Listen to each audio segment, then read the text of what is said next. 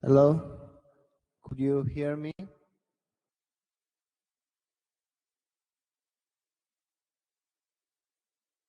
Sure.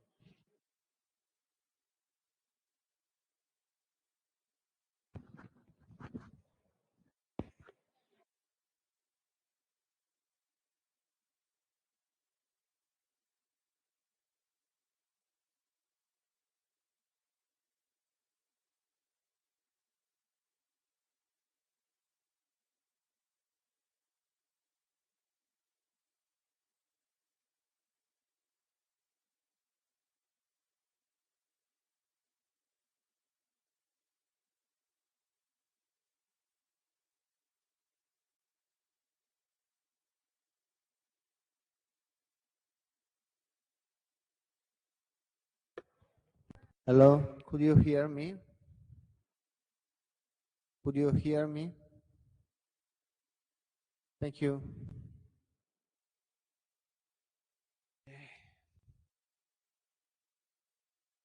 Okay, let's start.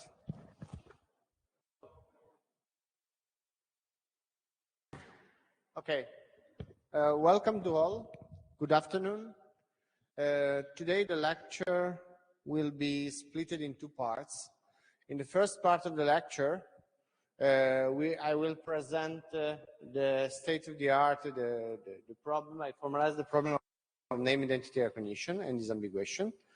Well, in the second part, Moreno Laquata, my teaching assistant, will join us, and together we will present the project works, the assignments, what you are expected to do for the project work, regarding the activities, the preparation, the code, the presentation, whatever. Okay, so we will spend approximately 1 hour and a half presenting the projects, the content of the projects, the team, the assignments, and the expected outcomes, so we can discuss also about the activities that are planned to carry out. But before, I want to start a new topic, a new application, which will be related to many different NLP tasks. For example, we will apply name identity recognition also for supporting further analysis, like for example in AI chatbots for intent detection or for other advanced domains, like for example analyzing legal documents or whatever. So there are plenty of applications of this kind of techniques. So I will present you I will formalize the problem of name identity recognition disambiguation. I will define what the problem is, what are the constraints, what are the most common application contexts, and most of the application contexts are already known because we have already mentioned them during the first part of the course. And then I present the main strategies to tackle the problem. The most traditional one is called rule-based. It's mainly based on domain expert rules, some strategies, and it is of course most very computation intensive, very labor intensive for domain experts. Then there are solutions which are partly automated and are based on ontologies, on semantic models, whereas the latter is of course the most interesting one, is relying on machine learning techniques in order to solve the entity recognition problem. And we will have a focus on solutions based on BERT and transformers.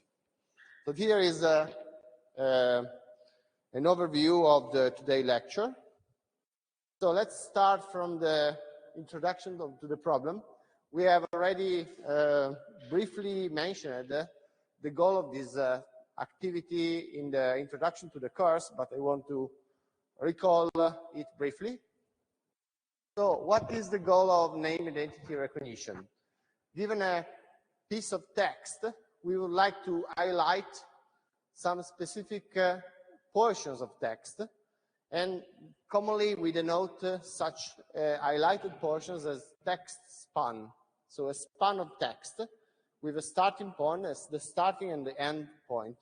For example, the highlighted text at the beginning of this paragraph is Barack Hussein Obama II, and of course is a name of a famous person.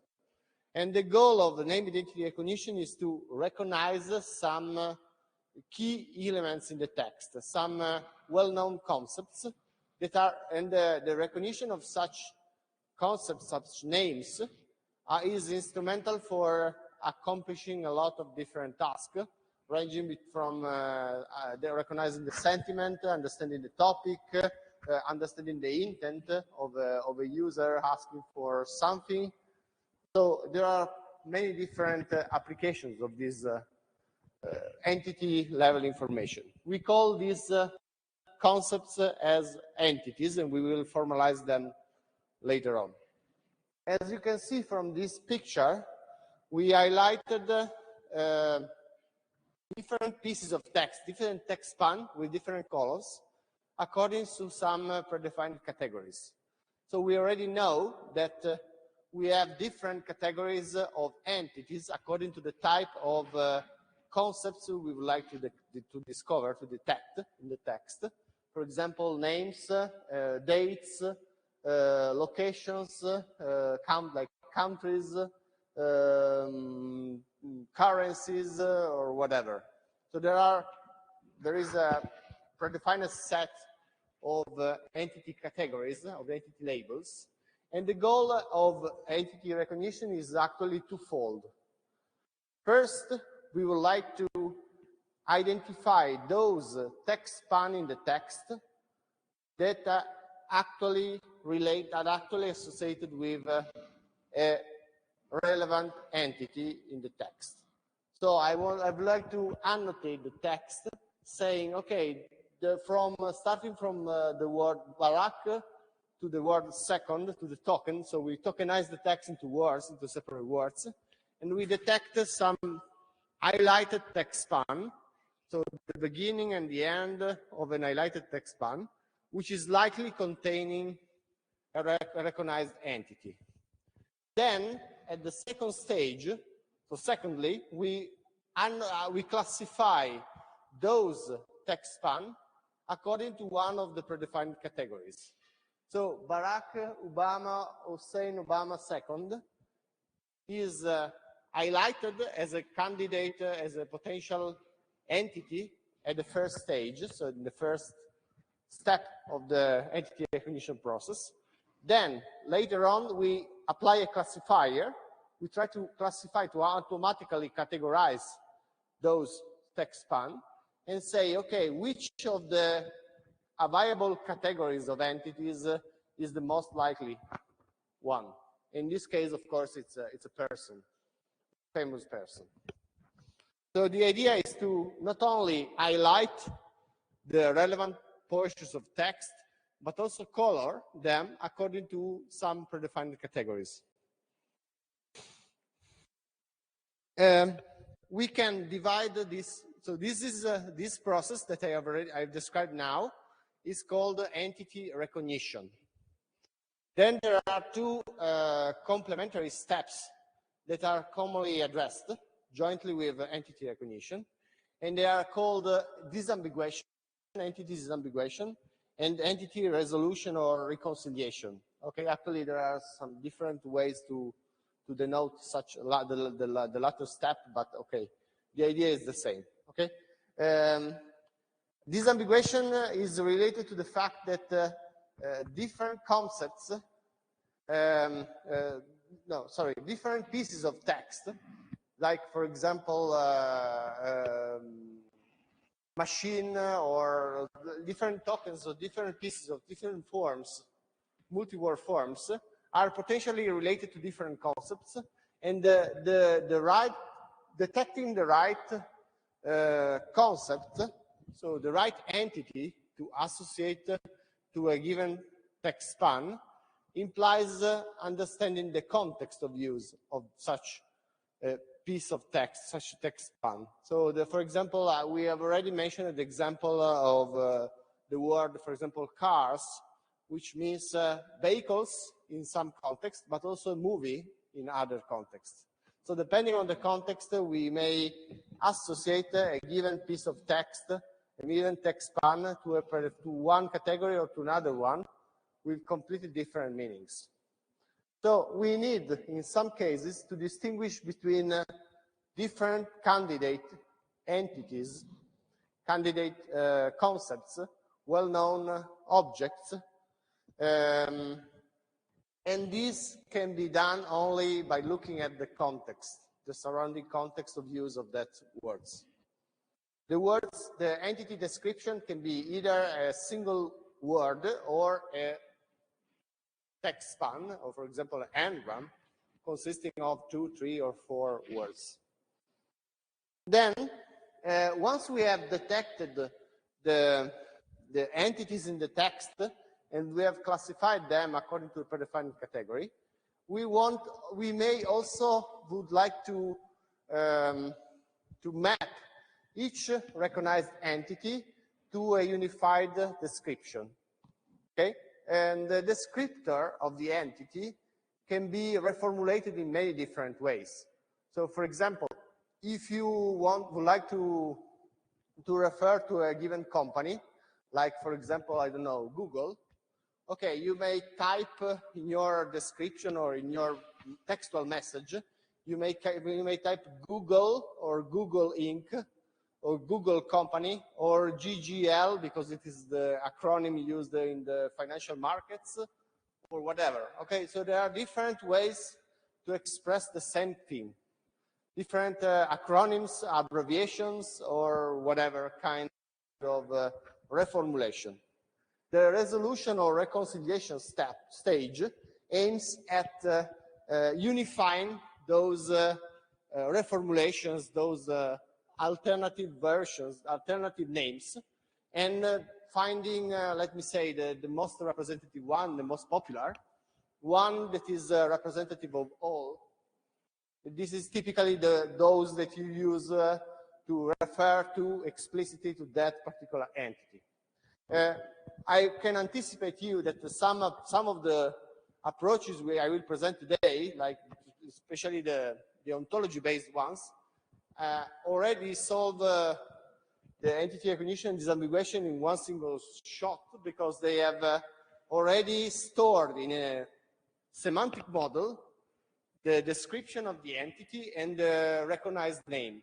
So someone who is in charge of describing the context of use of that concept have already decided which is the primary name and whether it has some alternative secondary names. So this information is already humanly annotated by someone who is the expert in the field. But unfortunately, this is not always the case. So there are cases in which this is not feasible. This is extremely time-consuming. It's complex. It's not easy to determine which is the more appropriate name to use as a representative name. Okay, so in some cases,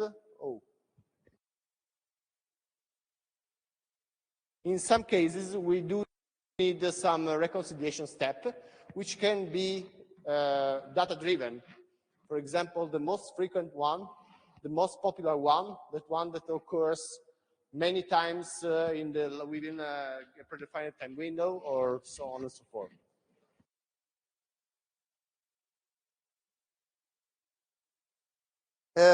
Basically, we mainly focus on entity recognition stage because it's the most popular NLP task.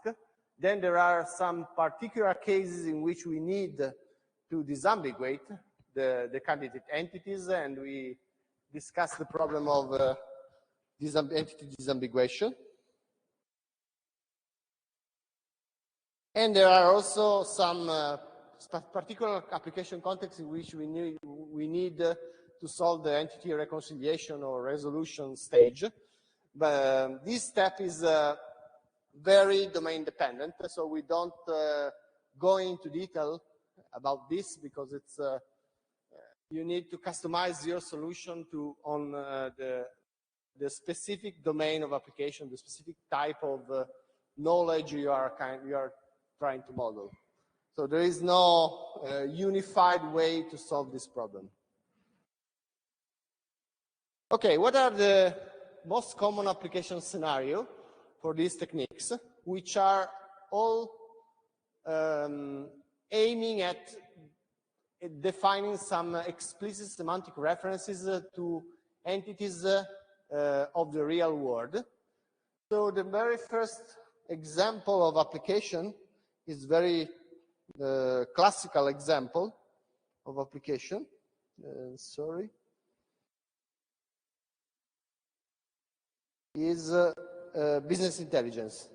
So when you have historical data collected in operational DB, you are commonly, if you are a company and you are interested in performing some historical long-term analysis to support decision making, you would like to store historical data, not just operational data, into collections, organized collections of data called data warehouses. Then, once you have a data warehouse, you design your data warehouse, you describe your data, your facts, which are typically for example, the orders or the purchases or the supply activities. You describe these key elements according to different dimensions. For example, you describe the key operations, the key aspects of your e-commerce platform using, for example, the spatial dimension or the temporal dimension, category over hierarchy of category over products, over purchased items. So there are different types of descriptions of the objects you are going to store, and that are the main, the core of your business. So in order to annotate such dimensions, to have a description of the dimension which is clear, not ambiguous, you can leverage entity recognition and disambiguation steps. Okay, because typically you collect the descriptions of the dimensions, the descriptions of your data from different, from external sources, and some of them are written by human experts, but some other are written by other non-expert users or end user, final users. So it's always not uniform representation of the description of the content. So you need to make your representation as much uniform and clear as possible in order to enable the analytics process, which entails, for example, generating graphical reports, generating dashboards, which are helpful for example, for managers, for decision makers. So the idea is to leverage NLP techniques, and more specifically named entity recognition steps, in order to make the annotations, the metadata collected in your data warehouse more clear and usable, okay, without removing noisy or irrelevant information. Another very common application of named entity recognition is the information retrieval software, which performs some full text search, but also has to return to the user, to the end user, not simply the link, for example, to a web page like Google, but also a description of the main, the key concepts that are described within that document. Okay, so if you need to perform a search on domain or documents or semi-structured documents, like, for example, web pages, it's very common to use named entity recognition and disambiguation in order to either recognize the most relevant items to return, or to explain why your selected, your shortlisted resource, like the selected web pages, are relevant. For example, take a look to the third example, to the third item, the third one in the list, Intesa San Paolo. It's the outcome of a query on, for example, on Google or similar engine. The link, the outcome is a link to the web page, which is actually the correct one, but also it's enriched with a description of a selection of the text, like a summary containing the headline of the web page, but also some key information like the names of the founder, the nationality, the number of employees, and so on and so forth. These are particular key descriptors which can be mapped to specific entities. So if I know that what I'm looking for is, for example, is a company, I can describe that company using some recurrent information, some popular information like the number of employees, the country of reference, the founders, whether it is quoted on some financial markets or other kind of similar information.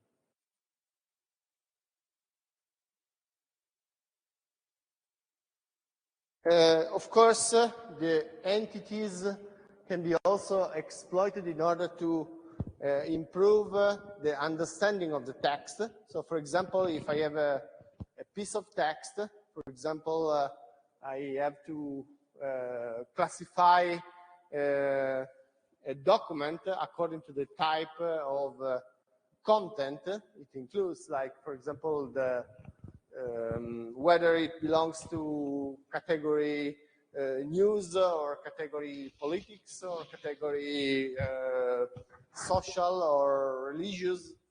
We can first detect the entities included in the text and next do the classification. Okay, in this case, we leverage the prior knowledge extracted using name identity recognition in order to improve the quality of the classification stage.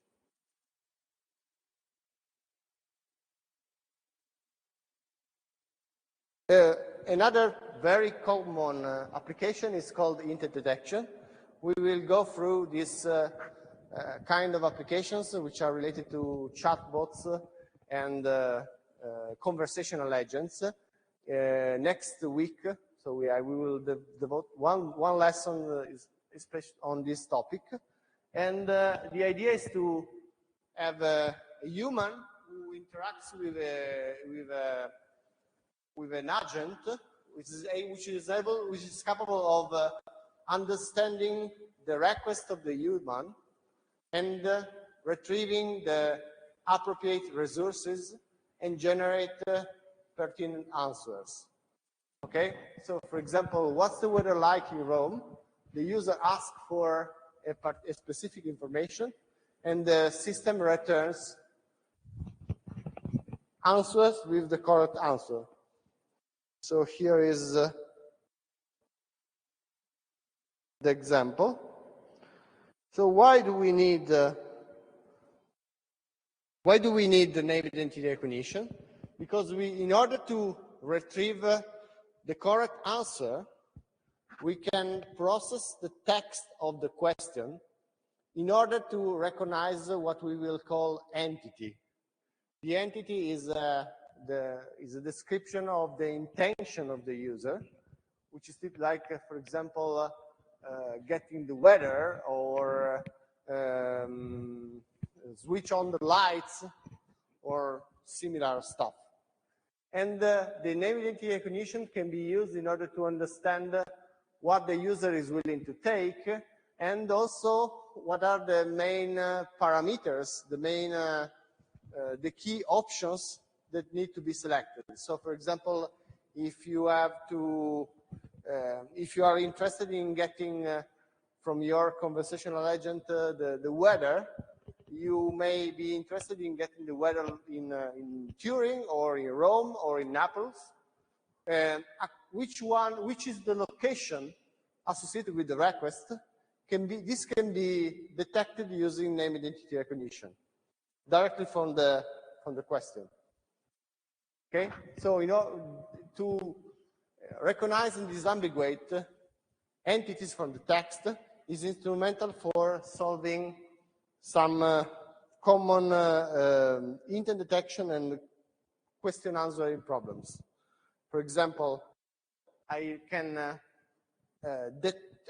find, in the simplest case, I can look for among the candidate answers or among the candidate services that my system, my conversational agent supports currently, which is the most appropriate one to use or to return to the user. Or in the worst case, I can generate new text in a generative way, formulating the answer to the question and including the key information which the user is expected to take, like, for example, the weather.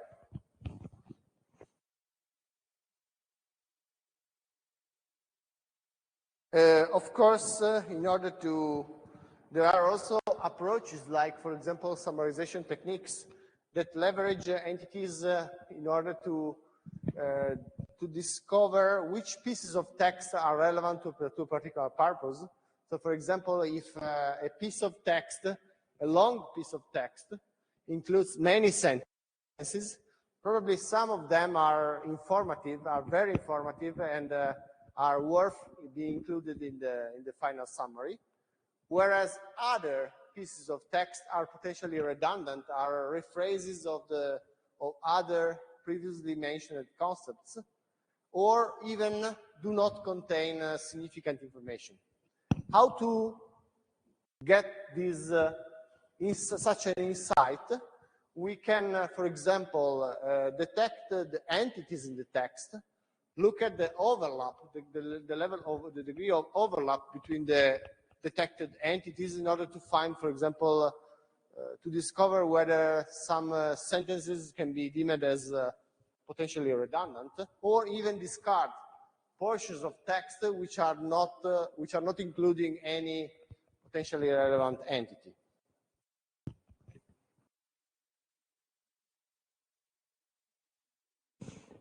So let's try to formalize the problem. The idea is that to try to identify an entity as a word or multi-word form that refers to a clearly identified concept. So we must avoid any ambiguity in the recognition process, because otherwise we are not able to discriminate between two candidate entities. Typically, in order to simplify the problem, which is quite challenging as itself, we focus on named entities.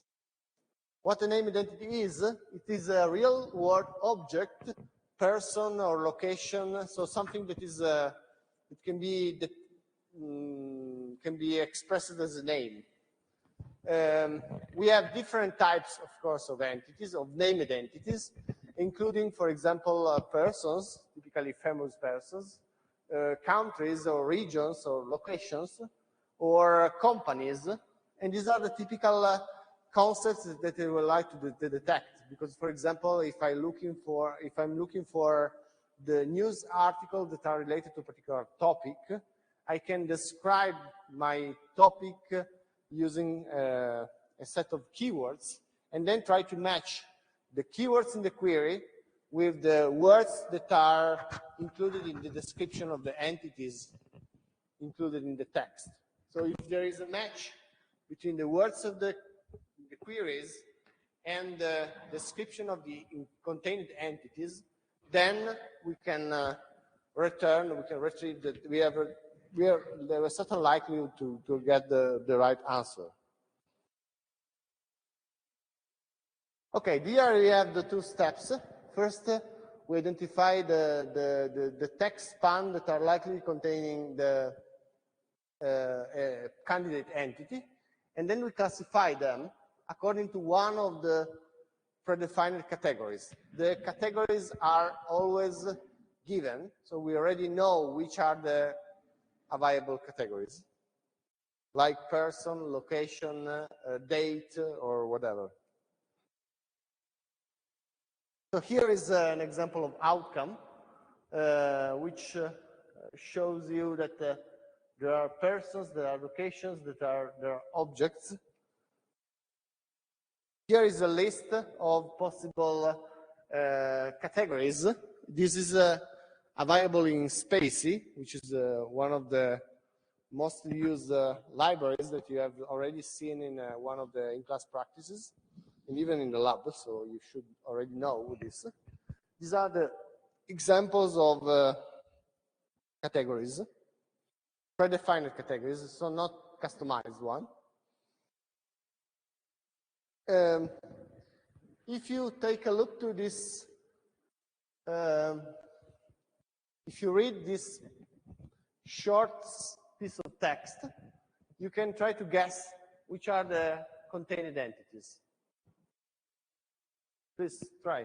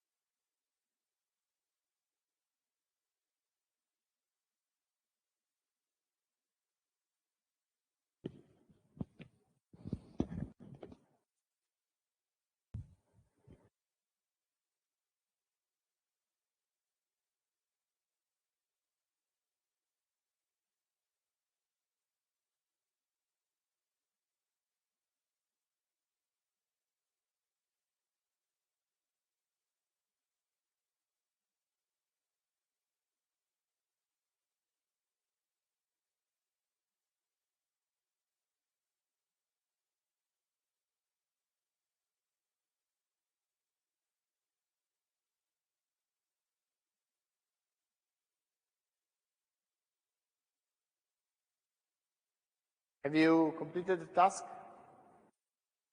So let's take a look to the solution. Okay, here is the annotated version. You can see that the recognized entities are highlighted, and the colors indicate the category of the entity, the type of entity. The categories are commonly denoted using some acronyms, like ORG stands for organization or similar. The acronyms are comes from this list.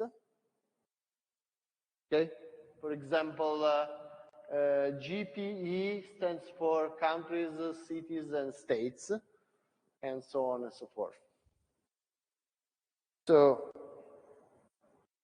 let's take a look to the outcome, which is seems pretty good at the first glance, but actually has some issues. Because, and this is automatically generated, it's not manually generated, okay? This is the outcome of the NERD module available in spaCy, okay? So, even from this very simple example, you can see that the outcome has some, contains some mistakes or some ambiguities. Like, for example, in the first line, Torino has been detected as a city, and this is correct. But Politecnico di Torino, which also includes Torino, is also an organization. So here, the system has achieved a partially incomplete solution because the super entity, including also Torino, is missing.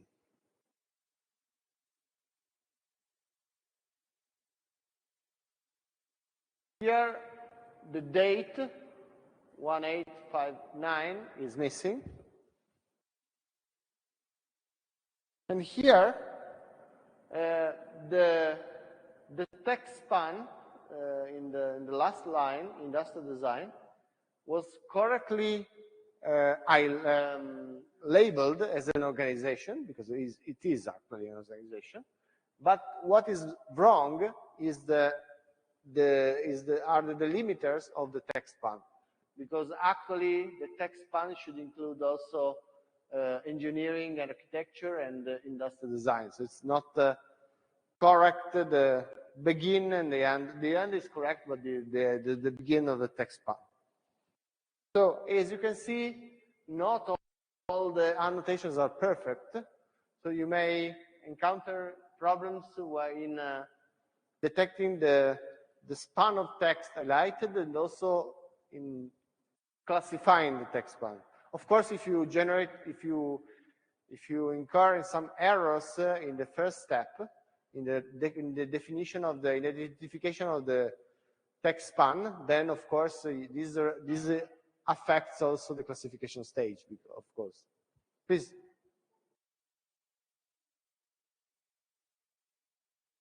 No, typically it's specific. University of Toronto, University is a general, not a specific entity.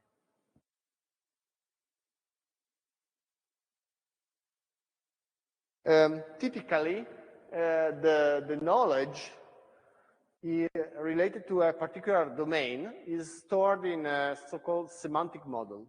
Semantic models are common ways to describe well-known concepts in formal ways, so in some non-ambiguous form, which is also usable by a machine, for example, a computer program. And a way to store such a description of some well-known concepts is the ontology. The ontology is the most general way to describe a particular domain of knowledge. Actually, the ontologies are not omnicomprehensive, are specific are peculiar to a particular domain of knowledge. Like, for example, you can look at you can Google, for example, you can find the gene ontology, which includes the description of the genes, the relationship between genes and proteins, the gene-to-gene relations. So this is very specific, not a general purpose. And they also denote some hierarchical relationships, like this object is part of another object, and or is part of. So you explicitly denote which kind of relationship holds.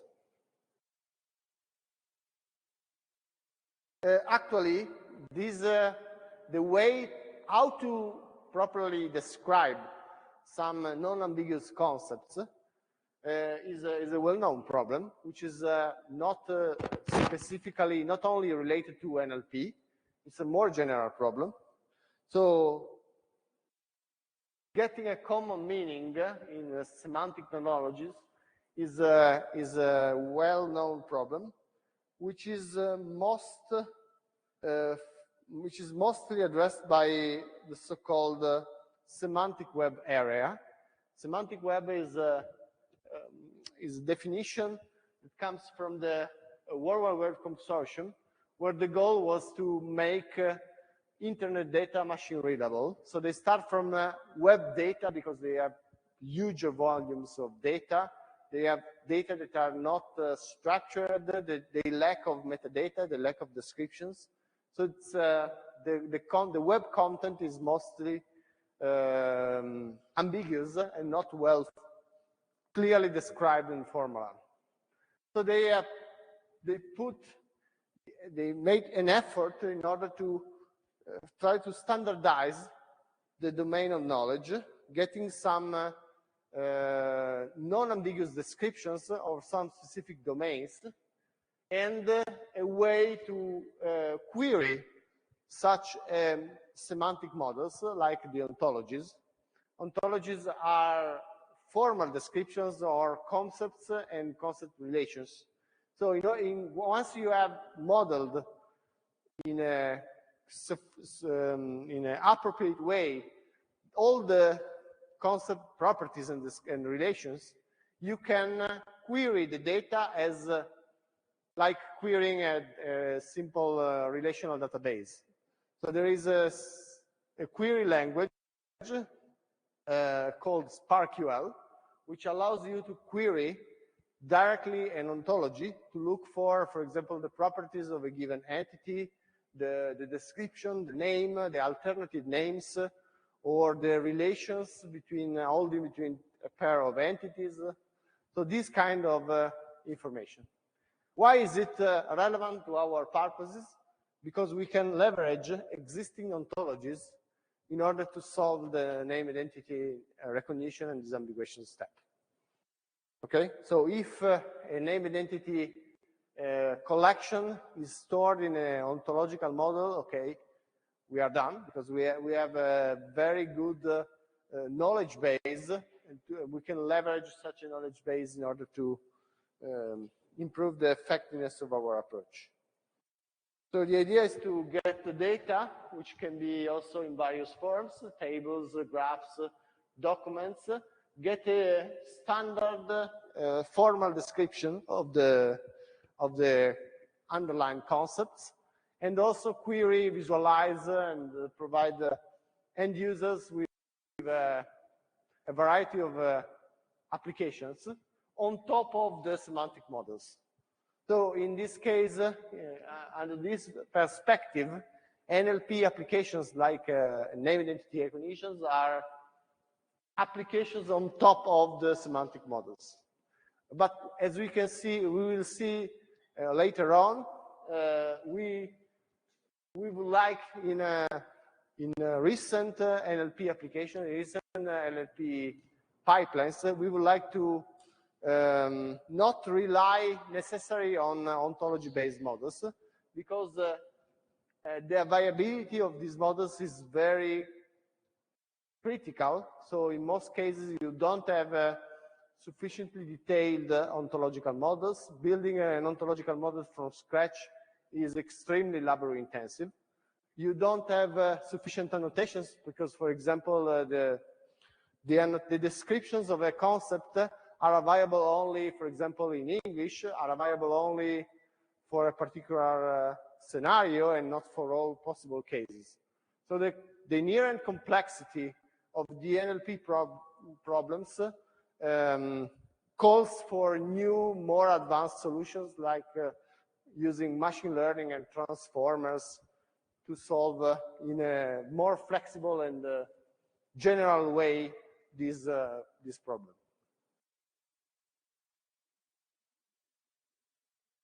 So here is the way in ontology we denote a specific resource. It's typically described by a statement consisting of a triple: subject, predicate, and object.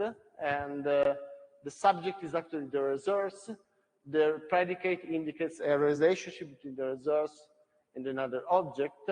And of course, this is a standard way that we can use in order to describe concepts within a particular domain using an XML format. So we define a schema, and then we collect data according to a predefined schema.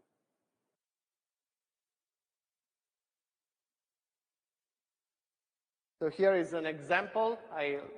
You can take a look more in detail of these examples. You can see that actually the metadata can be also some, not simply text, but also some multimedia contents, like, for example, images or other kinds of data.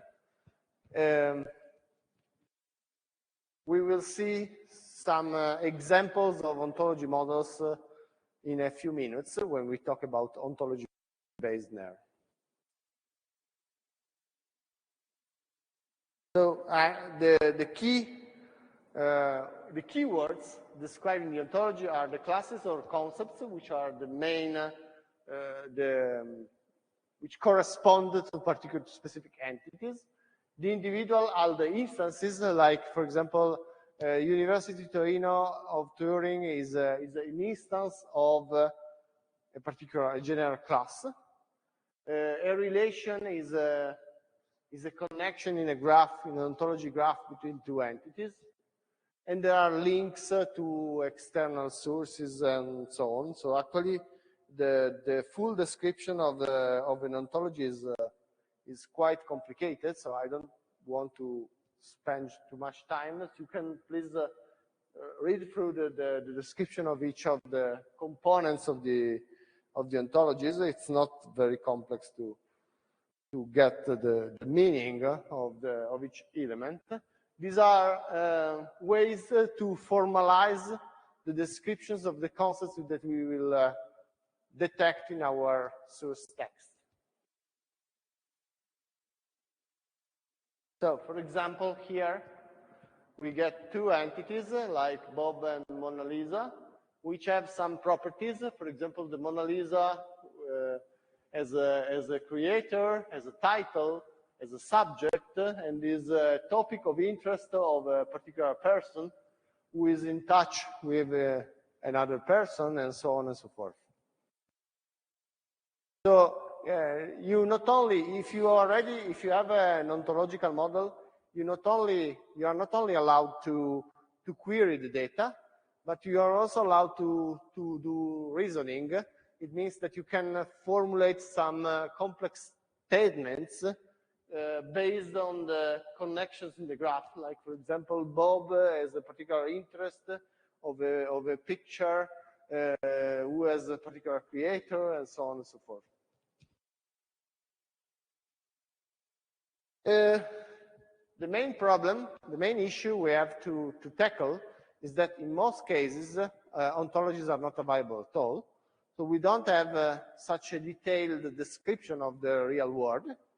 So what else? We can invest, we can spend our time and money in building accurate and complete exhaustive ontologies, or we can try to leverage some simplified models, like, for example, controlled vocabularies, taxonomies, or thesaurus. Of course, nowadays, the most common solution is, okay, if you have an accurate ontological model, do use it. If you don't, please use some alternative approaches, because it's very, very complex and time-consuming to generate a new ontology from scratch. So there are also cases in which, okay, you are in the middle, because you have some ontologies which include partially the concepts or that are relevant to your purposes, but are not complete. So in that case, you can decide whether to extend such partial knowledge base or to apply some different approaches. Of course, here you have to find a trade-off, a good balancing between a good semantic model, which can simplify your work, or a smarter solution, maybe based on deep learning, which do not rely on semantic models or weakly rely on semantic models, but is more complex to configure, to train, and requires data, a lot of data for the training. What are the common ways to describe concepts in the absence of ontologies? The simplest case is called controlled vocabulary. It's typically a list of terms where they include this simplified description of concepts, because of course a single term is not always uniquely associated with a particular concept. It prevents linguistic errors and ambiguities in some cases. This is not always the case, because in some cases you have to still address disambiguation. And of course, the vocabulary is language dependent by construction. Taxonomies are particular representations of hierarchical relationships between concepts. They are typically modeled as is a relationship. This object, this concept is a part of, is a small subcase of a more general concept. So you have the concept of parent-child relation. And there is also another similar case, a similar model, which is an extended version of a taxonomy. It is usually called a thesauri, and it is a description of a particular subject, which not only includes parent-child relationships, but also some more descriptive properties of the concepts. So it's let me say, a simplified ontological model, okay? A very poor ontology.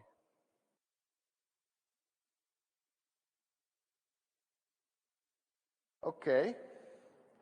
So when you want to, when you get candidate entities, you have to decide which one is the best. In some cases, I will present you some of the existing approaches to name identity recognition. You would get single candidate. Okay, that's it. No ambiguity. But in many other cases, you have to decide which candidate entities is the most likely one. So in this case, okay, if your user is asking to a conversational agent, okay, what is the range of a Tesla? Who knows whether Tesla means the company or means the scientist, the inventor? We need to disambiguate. We need to understand the underlying context and decide which is the most likely concepts to associate to the word Tesla. This is the name identity disambiguation step. What we did here is to highlight the text span, which is already part of the entity recognition step, and provide a list of candidate entities, which are usually associated with specific objects in ontology.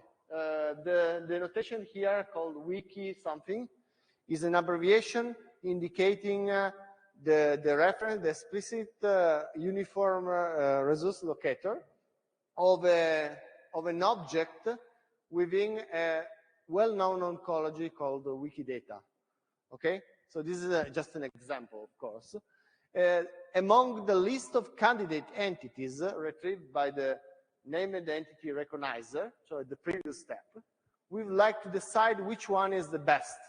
So the one in red, the one highlighted in boldface in blue or green, are those entities in the knowledge base that are shortlisted, that are selected as the best representative ones. So the ones that are actually the best choice for your disambiguator.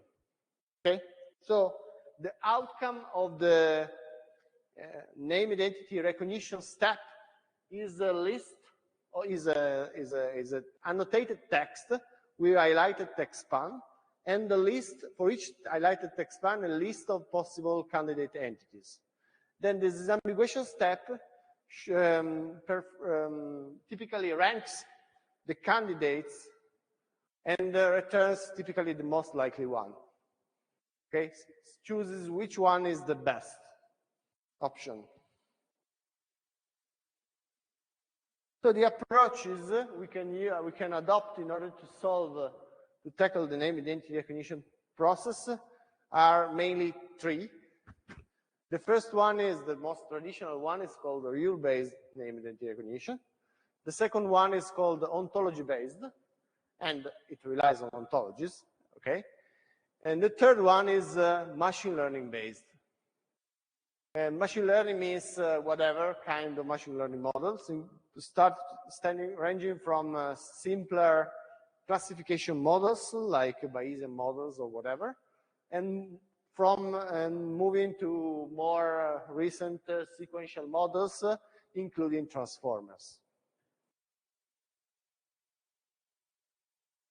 Of course, as you would expect, what is the best currently? So what is the state of the art? The research communities keep doing experiments and testing on benchmark data, so in order to make the results comparable with each other and to get reproducible outcomes. And in most cases, in most applications domains, transformer architectures are nowadays the state of the art.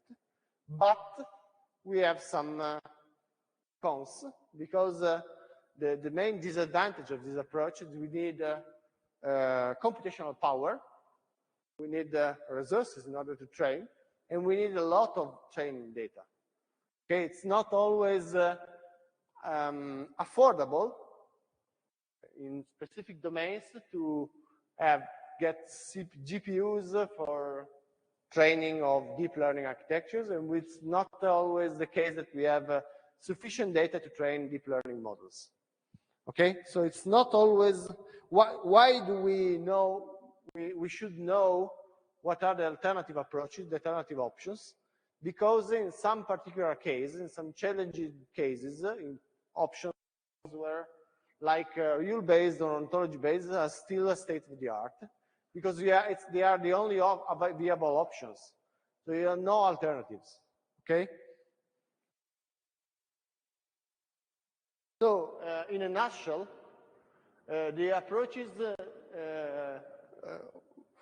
not based on machine learning are usually highly precise, but they may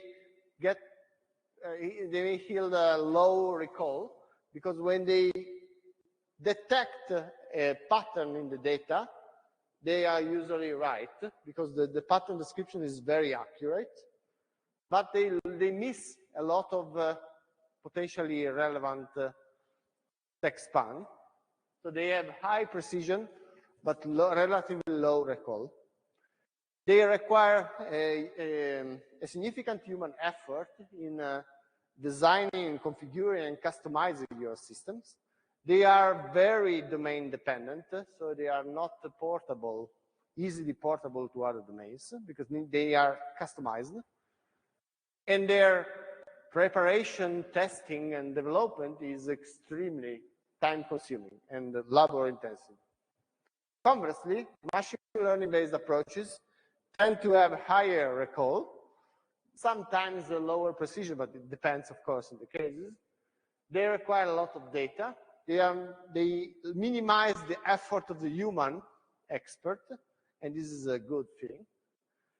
They are typically not dependent on semantic models, but this is not completely true, because there are also solutions that I will show you at the end of this lecture that combine the two worlds, the best of the two worlds. So, for example, trying to use ontological models with transformers and get the best of the two worlds, okay? So there are also hybrid solutions. So let's start from the rule-based NER. It consists in defining regular expressions which allow you to identify and classify entities. This is very computationally intensive, because very labor intensive, because you need to manually define the most common patterns, and also try to generalize the definition, because of course text written in natural language may include typos, may include abbreviations.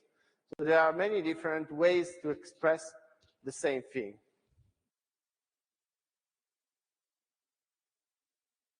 Okay, so for example, if I found if I look at the case of the first letter of the word, I can detect the potential names of persons, like George W. Bush. If I look for some specific designation indicator, like CEO or Mr. or Doctor, I can detect a person, or I can detect some organization like Google Inc. or LLC. If I look for some prefix form like abbreviations, I can deduce that this is used in particular cases.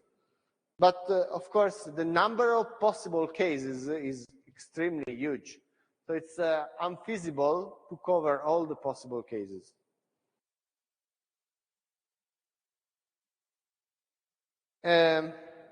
Another problem is that, as highlighted here in the slide, the language always evolves.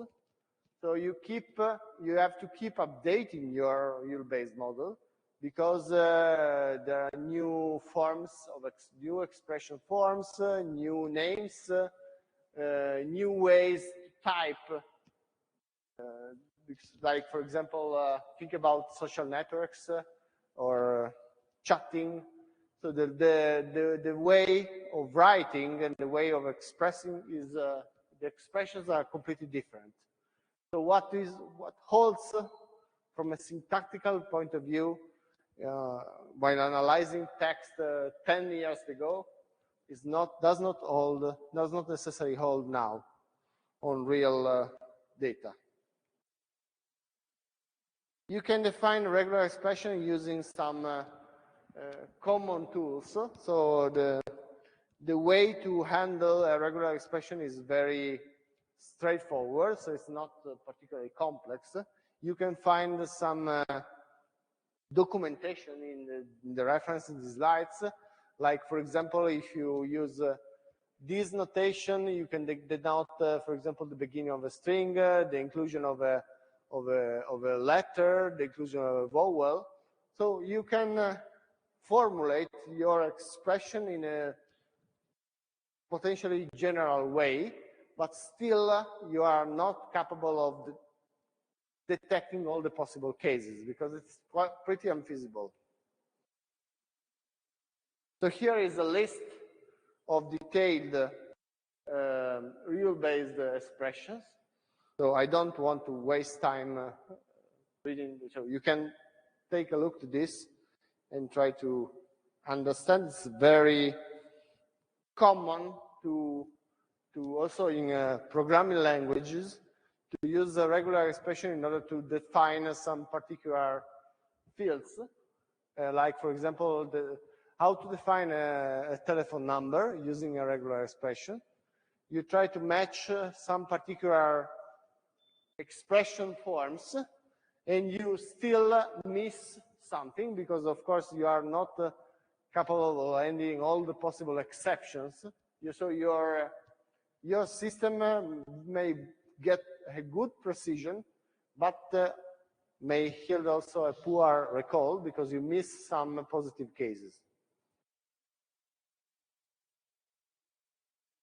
Here is an example of extraction of regular expression for locations.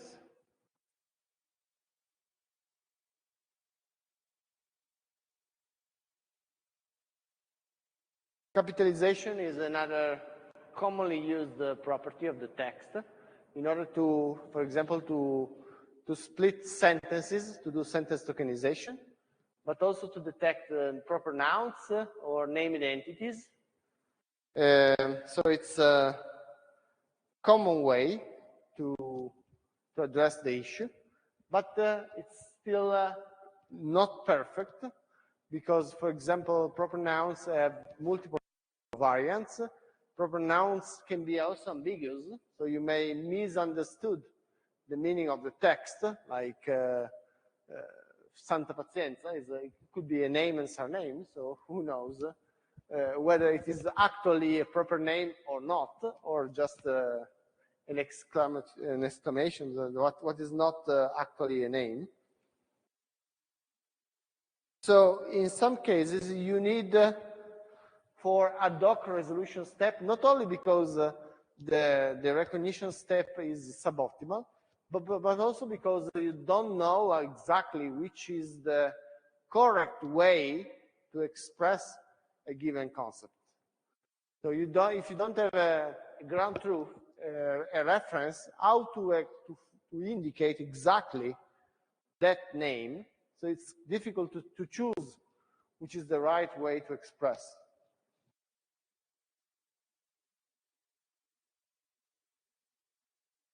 Okay, moving to the second approach.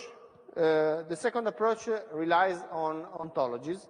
So given an ontology describing your domain, you can try to leverage the information stored in the knowledge base in order to detect the entities. So how to accomplish the task? You compare the descriptions of the entities with the content of the analyzed text. For example, if you have a set of candidate entities in the ontology, you can query the ontology in order to find the best match. And then you can use the properties of the objects contained in the ontology. Typically, you don't have only just a title, just a name, but you also have some descriptors that can be also used in order to disambiguate your outcome. This is an example of an entity derived from Wikipedia. So if you take a look to a Wikipedia page, it is structured in a way that can be automatically transformed into some not similar ontology-like model. It's not formally an ontology, but it's very close to an ontology. So you can query the Wikidata collection and retrieve which are the most similar, the most pertinent entities, and that can be returned by your system.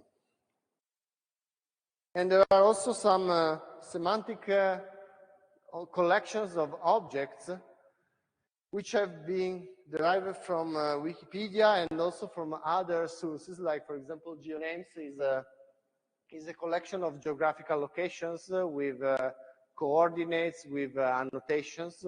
So you also know that a particular location is within a given region, within a given country. It's in the north, it's in the south. So you can do some reasoning on geospatial data.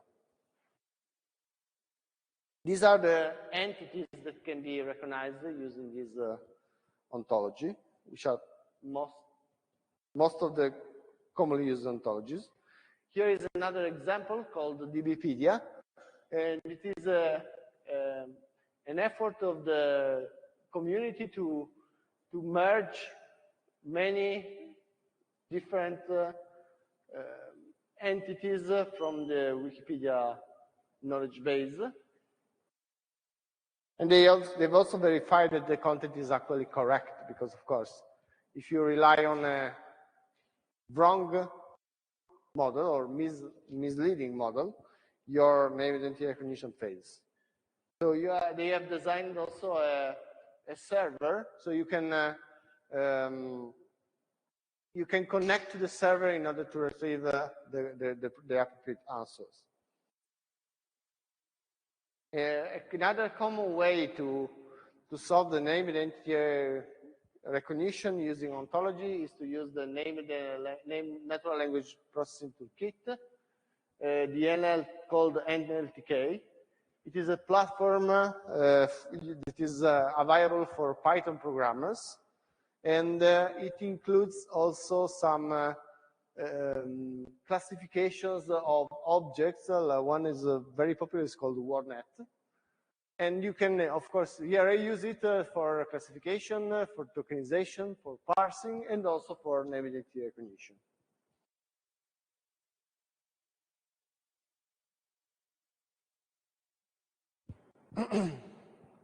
So using, for example, the NLTK, You can extract organizations, persons. You can also extract the relations between organization and persons, like Luca Cagliero is affiliated with Politecnico di Torino.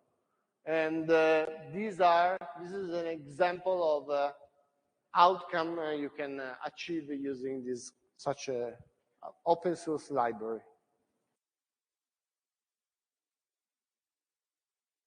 Okay, one of the key advantages of Wikidata is that it relies on Wikipedia, so it's open source. And it's also multilingual, so it also contains the descriptions of the entities written in different languages. And this is particularly interesting because when you have to cope with documents written in different languages, you have to disambiguate and also keep the relations between the entities occurring in different pieces of text, maybe written in different languages. Okay, so this is particularly interesting. Please notice that they have, semi-automatically extracted the ontological information from Wikipedia, but if you are not able to automate the process, you need to annotate the descriptions of each entity in different languages. So it's it's extremely computationally expensive.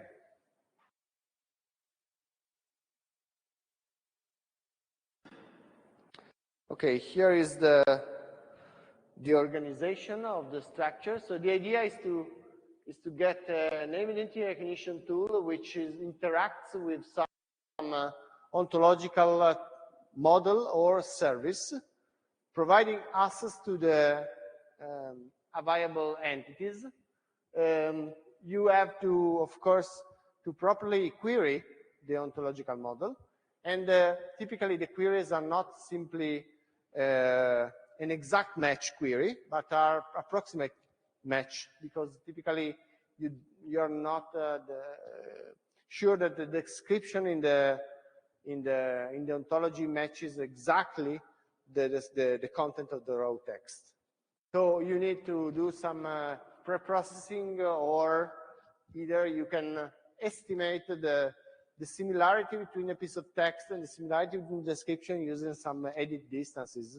So in order to handle, for example, cases where the text is a simple rephrasing of the original text. Okay, let's move now to the machine learning approach. So the idea here is to rely on some training data. So you need some annotations. You need a collection of data from which, on top of which you can learn a predictive model. The task here is twofold. You have to first identify the text span, and this is one task. And next, you have to assign the class label to each identified text span. So you can tokenize the text. For example, you can split the text, the piece of text into words. You can do better than this, of course. You can identify also multi-word forms using or n-grams or whatever. So let's keep it simple. Once you have identified the tokens, you need some human annotation. Your annotations or some third-party annotations. And the annotations are rely on this format. Is in the right-hand side of the slide. You can see that, for example, the three first words in the sentence are Intesa San Paolo SPA, which is an organization, is a bank. This is the name of the bank, and this is typically indicated using the acronym of the entity, which is the organization.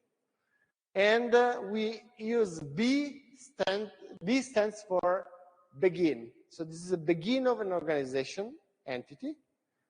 E stands for inside. So it's inside an organization entity. You can also denote the end of the text span, but this is commonly not useful. So they miss the end. They do not explicitly indicate the ending of a text span related to organization. They simply indicate the begin and the inside. So Intesa is the begin of an organization entity. San Paolo is inside. SPA, if we assume that it's a unique token, it's the end of the organization entity, but we annotate it as inside again, okay? How the network can recognize the end of the organization, because the next word is or, is not included in any text span, and it is annotated using a O or 0 or other, okay, something that is not a recognized entity. So all the words that are not associated with a candidate entity are annotated using this default category, which means other. And we have some labels describing each of the recognized, the well-known categories. So, for example, the persons can be annotated using a begin of a person, inside the person, or the countries can be begin of a country, inside the country. So, for example, United States of America, the United is annotated with a begin of a country, States is inside of a country, of is inside of a country, America is again inside of a country, and then the word after the end of the token is other. Okay? So this is the annotation. Typically, the B prefix indicates the beginning of the name identity. The E prefix indicates the inside of an entity. The O prefix indicates the outside, the other, something that is not an entity. The commonly recognized entities are persons, organizations, locations, and so on and so forth. The text can be described using some features according to the classical machine learning based approach. So here we can distinguish between the classical machine learning based approach, where feature extraction, feature engineering is human based. So the domain expert, the data analyst, defines and prepares and constructs the features on top of which the learning process is running. Or we can adopt a deep learning based approach, meaning that we do not explicitly apply a manual feature engineering stage. We rely on some hidden features that are automatically captured by the network. Okay, here we are designing a pipeline for name identity recognition using the classical approach, so without necessarily using a neural network. So the idea is to extract the features. For example, what can be a feature? It can be the frequency of occurrence, how many times that word occurs, to which part of speech it belongs to. For example, whether it is a word, a name, or a verb, or whether it is a conjunction or an article. Or, of course, you can build your training set consisting of the word, a set of descriptive features, and the category, which can be, for example, begin of an organization or inside a person or whatever. For each word, you have one sample per word. The sample is described by is the word itself, the descriptors of the word, and the category. And the goal, of course, is to predict the exact annotation, the exact prefix for that word. So the classifier is trained to predict automatically the class. Okay, which is the category, the class of word assicurazioni? The category is begin of an organization. Which is the category of group? The category is inside an organization. Okay? So we cast the problem to a classification task. Okay? And in order to solve this task, we can apply whatever kind of classification technique, like, for example, SVM, ensemble methods, or whatever, Bayesian models, or whatever. Classifier training. Okay. Is it clear, the pipeline? Okay, so let me just repeat briefly. So the pipeline consists of tokenization, annotation, feature extraction, and engineering. So you can clean the data, transform the data, extract some features like semantic level semantic level properties or syntactical properties, and then training of a building of a training set and training of a supervised model. Okay. Then there are, of course, alternative approaches to solve the problem. One alternative approach is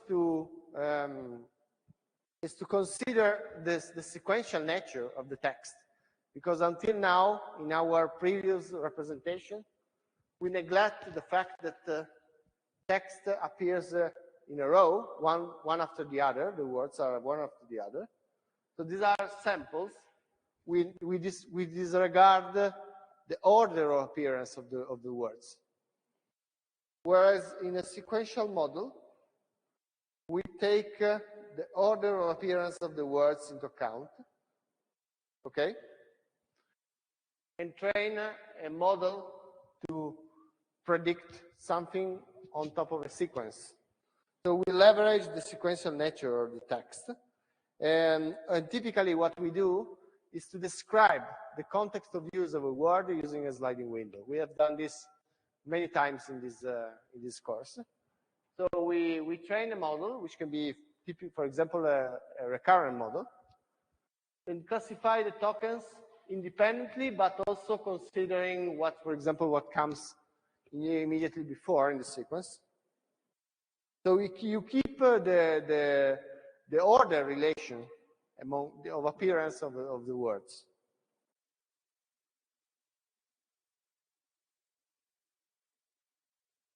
The ways to label a sequence can be, for example, using recurrent models, recurrent networks, recurrent neural networks, or LSTMs, which are a particular subcategory of recurrent models. There are also some alternative approaches which are not covered by this course, like, for example, conditional random forest or hidden Markov models, which are alternative approaches to take into account the sequential nature of the tokens. And then, of course, we have transformers, which are capable of processing the text not sequentially, but relying on the attention mechanism. Okay, the architecture can be pre-trained on some unlabeled data using by leveraging a self-supervised approach. For example, the masking model. So you mask some words and you predict the masked tokens, or so we have seen the two options like masked M. But this pre-training is self-supervised, so you don't need to manually annotate. And then you have the fine-tuning, where, as we have seen together, you have also with Moreno from the practice in class last lecture, you can fine-tune the model to solve a particular task. One of the tasks that can be solved is NER. But for this step, for this stage, you need annotated data, okay? This is supervised. Of course, you need orders of magnitude lower number of samples than in the prototyping stage.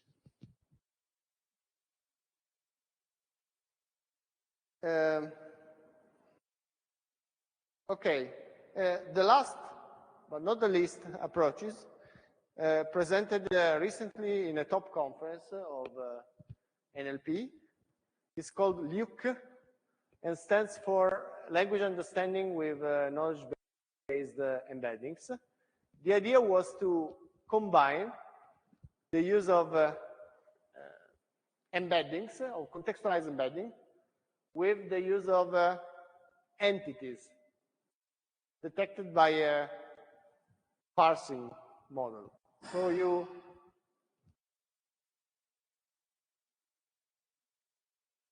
the idea is to pre-train contextualized representations of words, of both entities and words. So the idea is not considering simply words as tokens for the BERT training model, but also entities. So you enrich the representation of the raw text with entities detected by annotated, for example, from Wikipedia, and then you compute the attention not simply between words, but also between words and entities. Okay? So the entities are, the tokens are either words, simple words, or entities. So as you can see here, you have 3 levels of embedding. The first two ones, token embedding and positional embedding, are those that are already available in the original BERT architecture. We have a third level of embedding called entity type embedding, which consists of the annotated entities. Okay? And the idea is to enhance the representation of the text and enrich the attention scores using the recognized entities.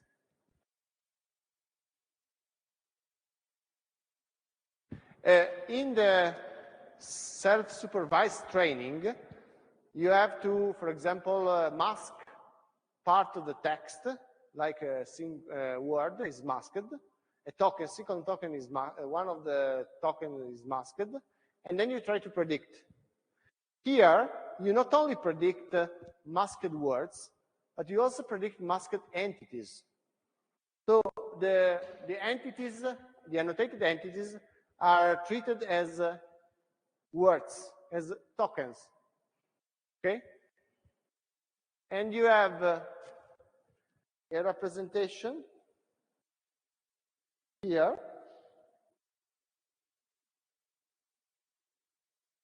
that includes also entities that are annotated on the text. And here, you know in the entity type embedding whether the token is an entity or not, actually. So you distinguish between classical simple tokens and entity tokens. The positional token is the position of the token in the word sequence. And again, the position is the use of a positional embedding is similar to the case of original BERT version. But the idea is to compute a representation combining both words and entities, and also in the computation of the attention mechanism here, you have the so-called entity-aware attention mechanism.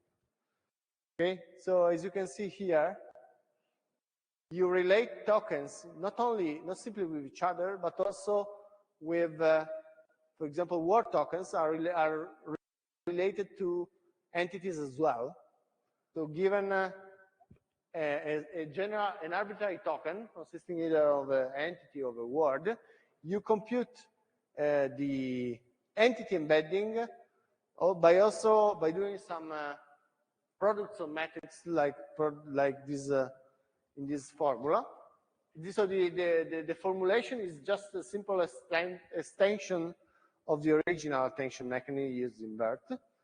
But the idea is to also have this component called EIJ, which is combining both words, combinations of words, or combinations of words and entities, or combinations of pairs of entities.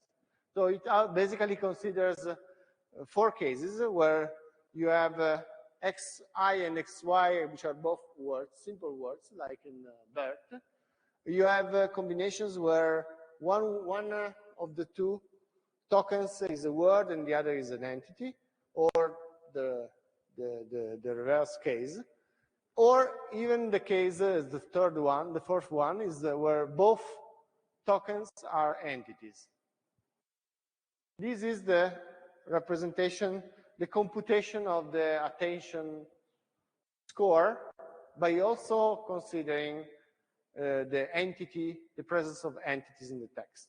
Of course, the quality of this model is better and more superior to the traditional BERT-based approaches when the recognized entities are actually informative, are relevant.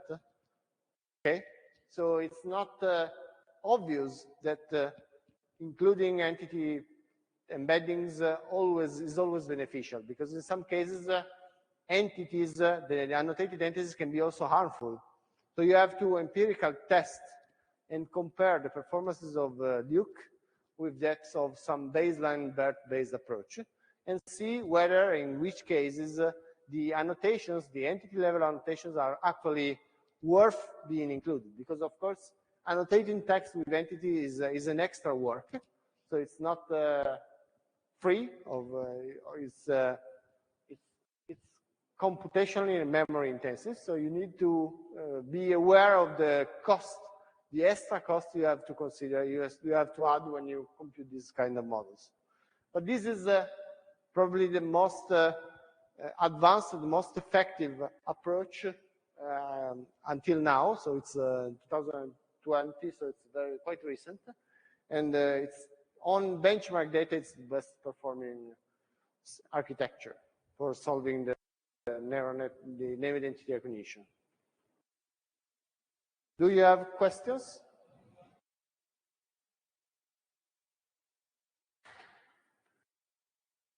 Okay, we can take a break now, and then we will have the presentation of the projects.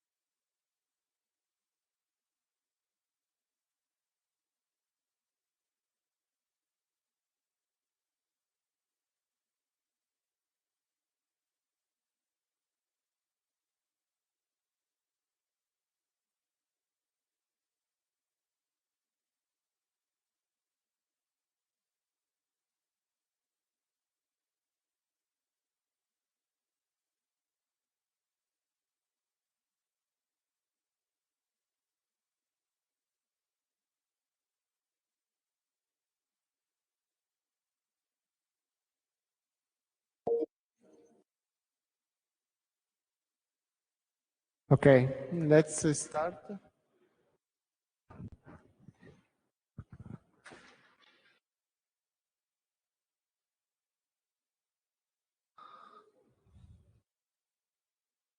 Okay, so we are now presenting the project work, the activities related to the project work.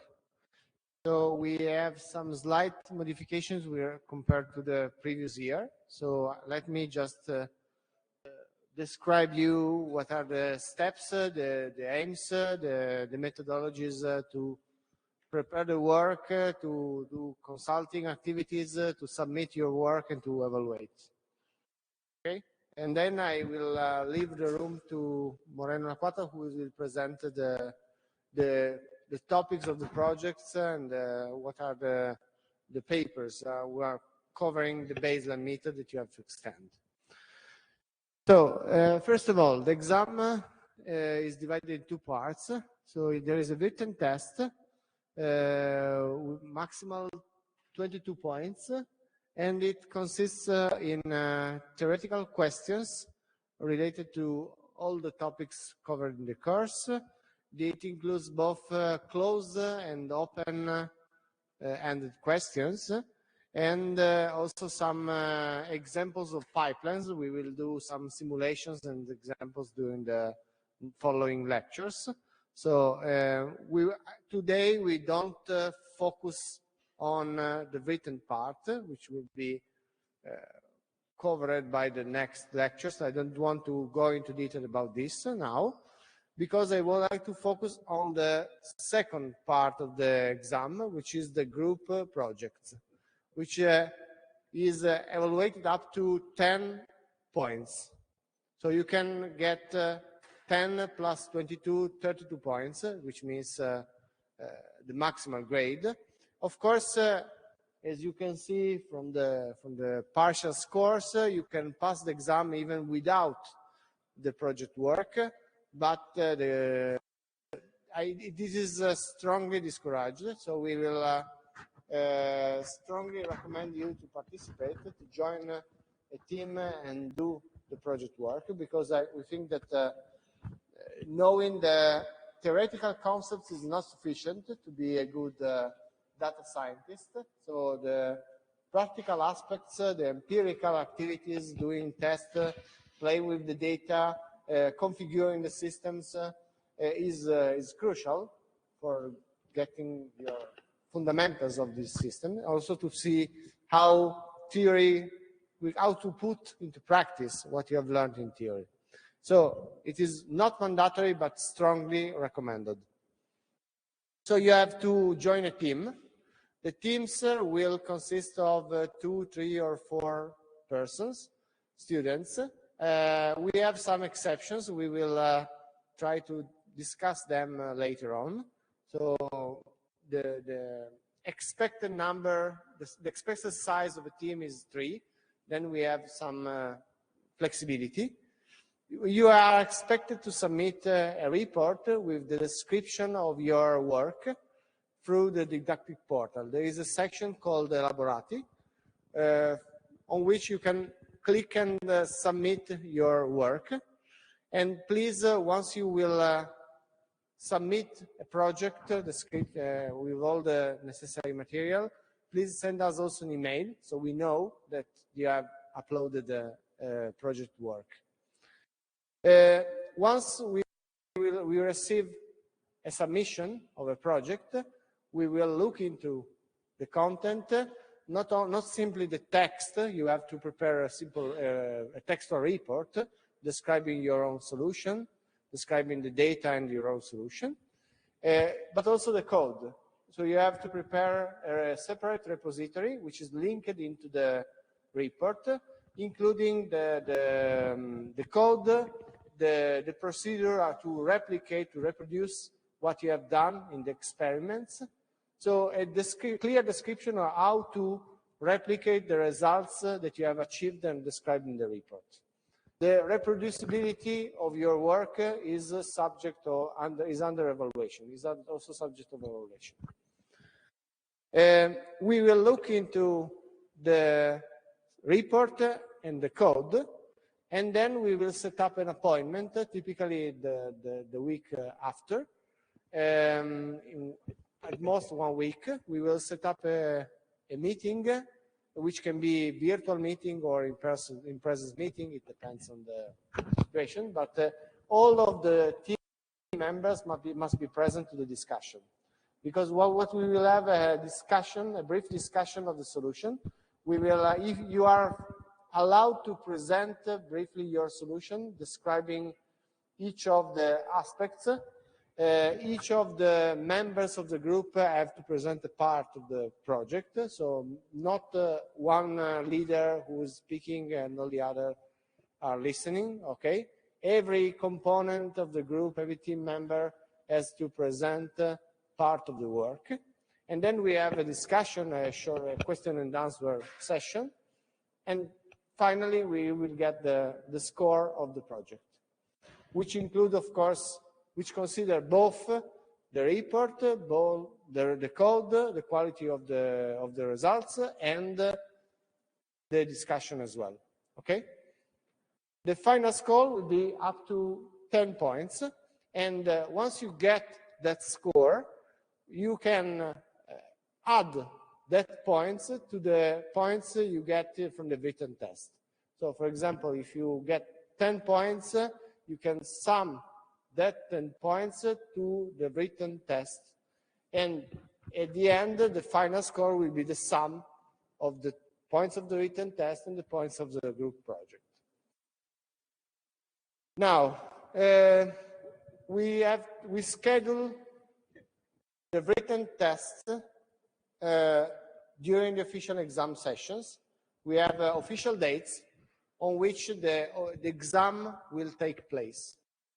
Okay, the official dates will be scheduled by the main secretary. It's not up to us. So the official date of the DeepNLP course exam will be the date of the written test. Okay, and all the marks must be recorded by the end of this exam session. So I don't have to record the mark exactly on the same date. It's not. We have a little bit of flexibility, but at the end of the exam session, we must record the marks because it is an official event. So it's mandatory to for you to book for the exam and attend the exam, the written test. For us to evaluate the exam and record the outcome of the exam, which can be passed with some grade or fail. The exam is closed book, so you have to answer to the open and closed questions. You will get a score, a grade for the exam, and you can also reject the score of the written test if you wish. You have, of course, to communicate to us your intention to reject the score and redo the written test. But at the end of the session, all the exam written test grades must be recorded. The project, okay, of course, if you haven't delivered the project yet, at the end of the written of the exam session, for example, at the end of the winter session, which is roughly at the mid of February, I have to record all the marks. So if you have not delivered the project yet, I will record the mark of the written part. So if you have passed the written test, but you did not deliver the project, you get the final score is the score of the written test. If you would like to also sum the scores of the project, you have to deliver the project by the session. And more specifically, you have to deliver it by 1 week before the end of the week of the session. So, for example, if the winter session ends on February the 15th, you have to deliver it 1 week before, so 15 minus 7. That is the deadline for each examination session. So the same for the summer session. Okay, every session you have to consider you have a little bit more time because, for example, if you if you start now, you may consider to also spend part of the time during the examination session. So you are not expected to finish your work by the end of the course, because maybe you are attending courses, you are attending lessons, it's not easy to complete the work, but you have to deliver it by at most 1 week before the end. Okay, you can also deliver it early. We do our best to also set up early discussion. Of course, we will not set up a discussion for a single group. Typically, we wait for few groups who deliver, and we will set up. For example, a 2-hour slot where multiple groups discuss. Okay, but you have the deadline is to deliver it 1 week before, because at the end of the examination session, we will record the marks, including any possible project score. Okay? Okay, if you want to improve the mark of the written test, you can, of course, reject, notifying us that your intention, and redo the test at the next session, whatever. If you want to improve the score of the project, okay, you're allowed, but you have to redo the project, okay? So pay attention that it's not, you are not allowed to, okay, I do something more and I fix this, it's not fair, because not all the students must have the same opportunities, the same chance to do a good job. So no, there is no supplementary session, supplementary oral, extra oral part. You have to, if you are not satisfied of the written test, you redo the written test. If you are not satisfied of the project score, you redo the project score. Okay.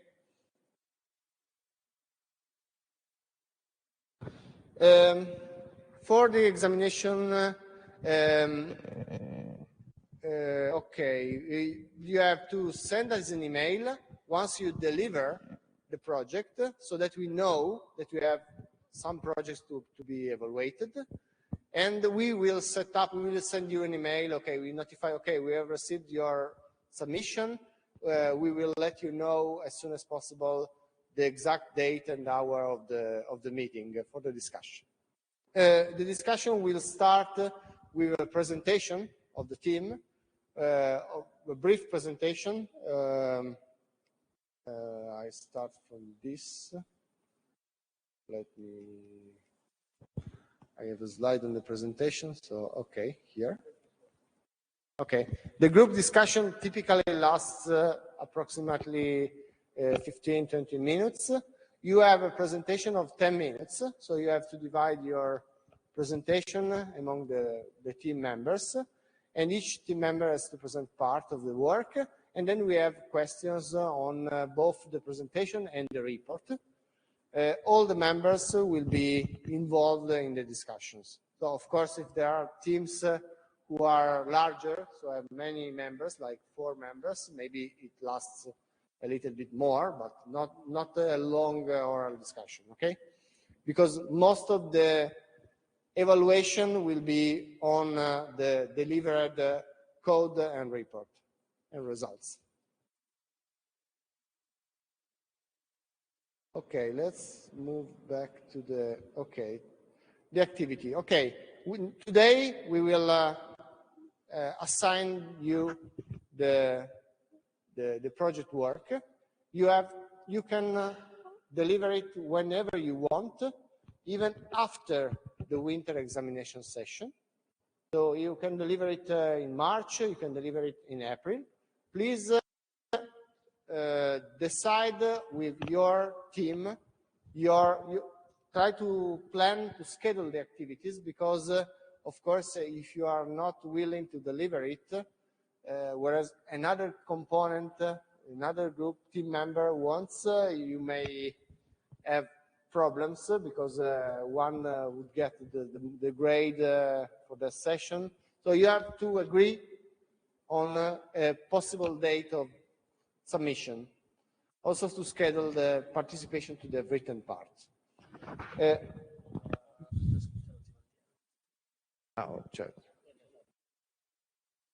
the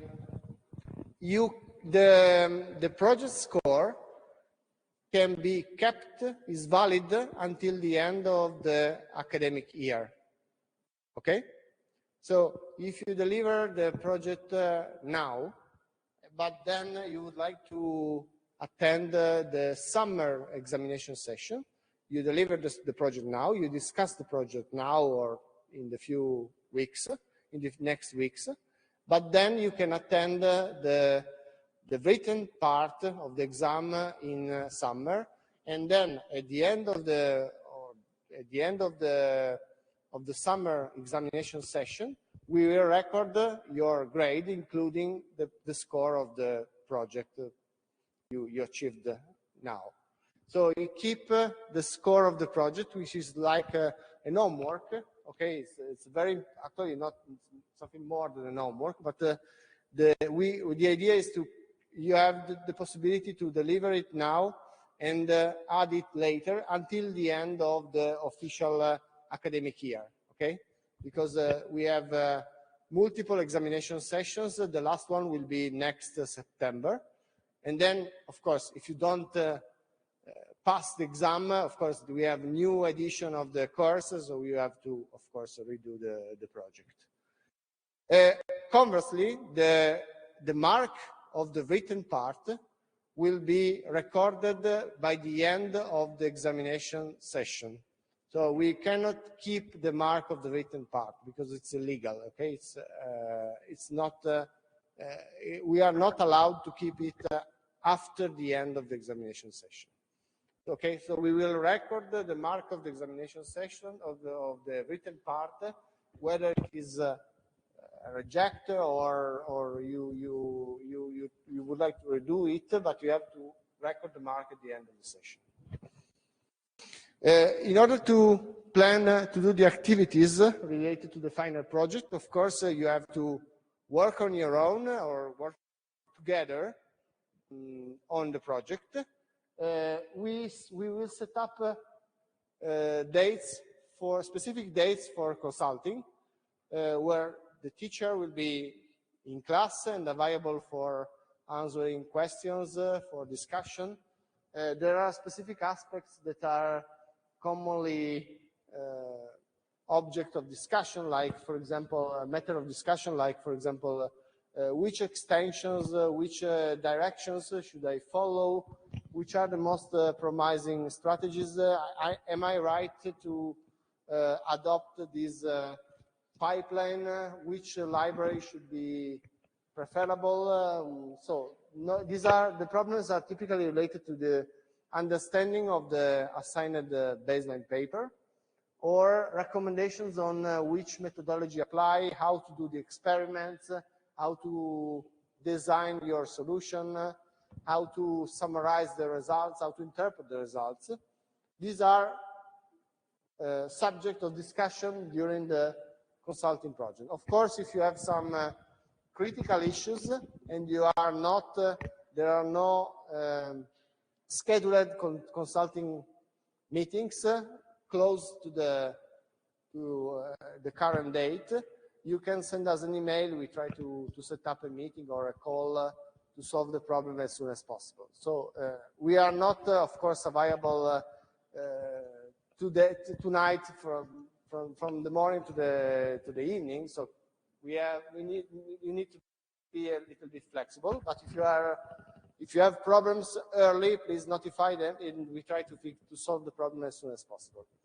Okay, we would like to support you and avoid let you stuck if you have some problems with the experiments, with the code, with the application. We will not typically we will not debug the code, so it's not this program doesn't work how to solve this.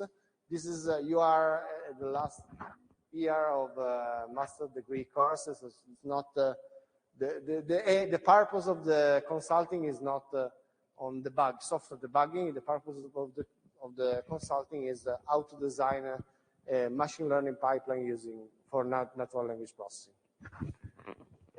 Here, a tentative schedule of the dates. So if there is need to extend, so you need the further help, please send me an email, and we will try to fix the problem, okay? I think that after, maybe some of you will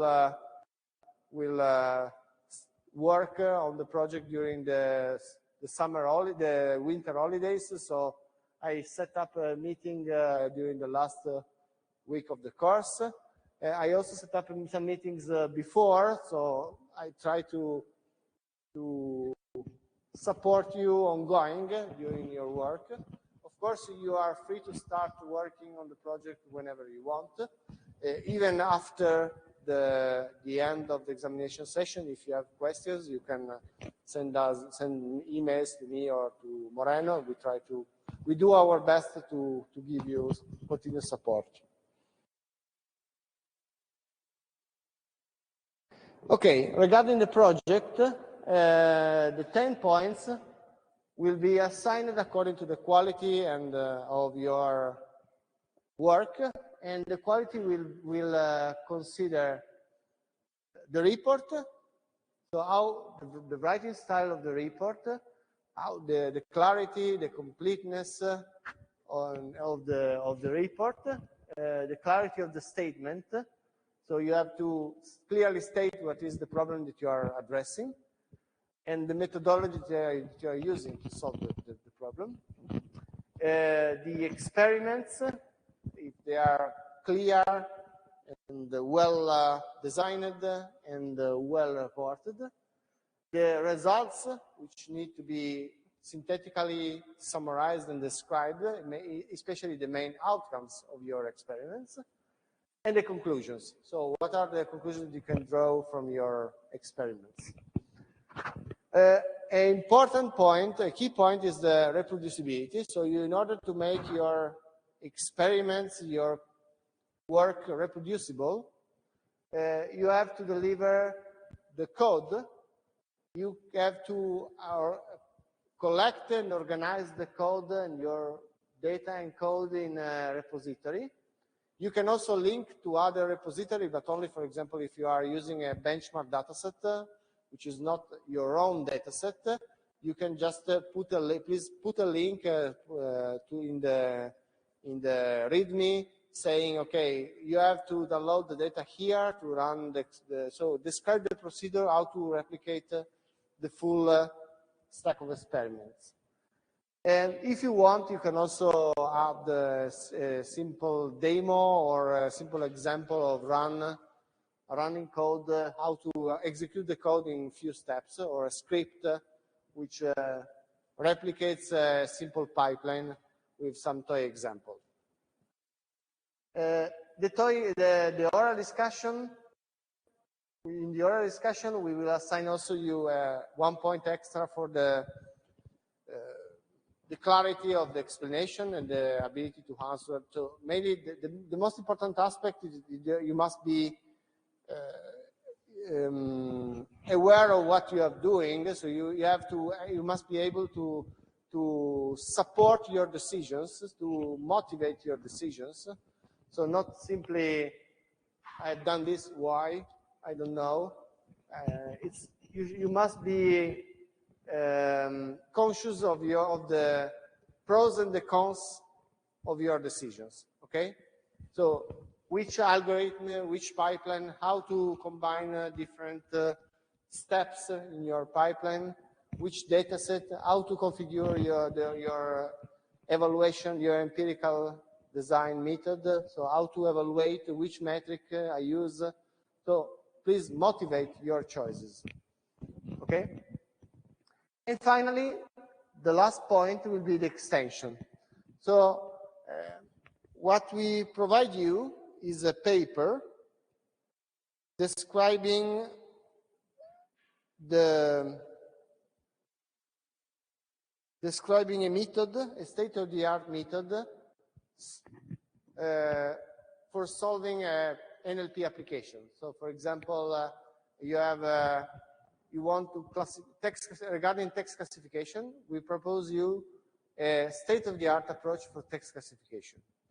The baseline method is already described in a paper, which is already published. You can download the paper, read through the paper, understand all the steps.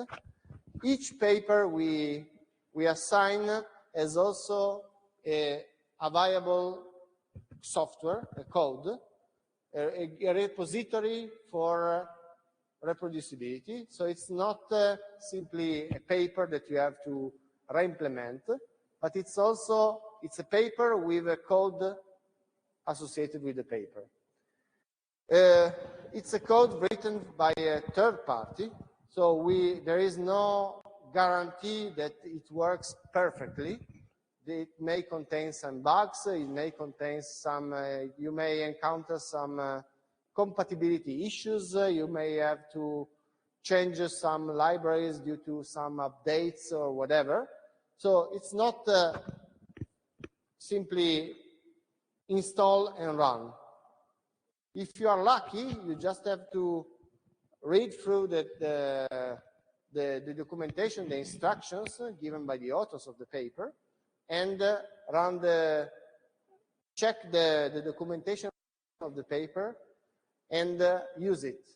But you may need to refine or to polish the code before using it. But the very important point is that you don't have to re-implement it from scratch. Okay, we will not ask you to re-implement the solution because an early release of the code is already available. What we will ask you mainly is to extend the work to some extent. So what we will evaluate up to 4 points are the extensions of the work. So you have a state of the art. The state of the art is the paper. What is included in the paper is what the authors have already done. They have formulated the problem. They have designed their own methodology, their classifier. They made some decisions like, for example, I use BERT using fine-tuned with some data, and then I use other libraries for text machine translation or whatever, okay? They made some implementative choices and some methodological choices, so they designed their own pipeline. You can start from the existing solution and think about how to extend the solution. For example, I show you. Okay, for example, to enrich the experimental part. So they did experiments on 3 benchmark datasets. I would like to extend to strengthen the evaluation using different datasets, possibly from different domains, or possibly written in written in different languages. How to solve this issue? You may explore also what we call ablation studies, so you can change some of the models in the pipeline or enable or disable some components of the pipeline and see what are the effects. So maybe they have tested in a pipeline, they may have tested different alternatives, options.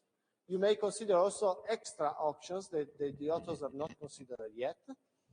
Integrate your own extensions and test.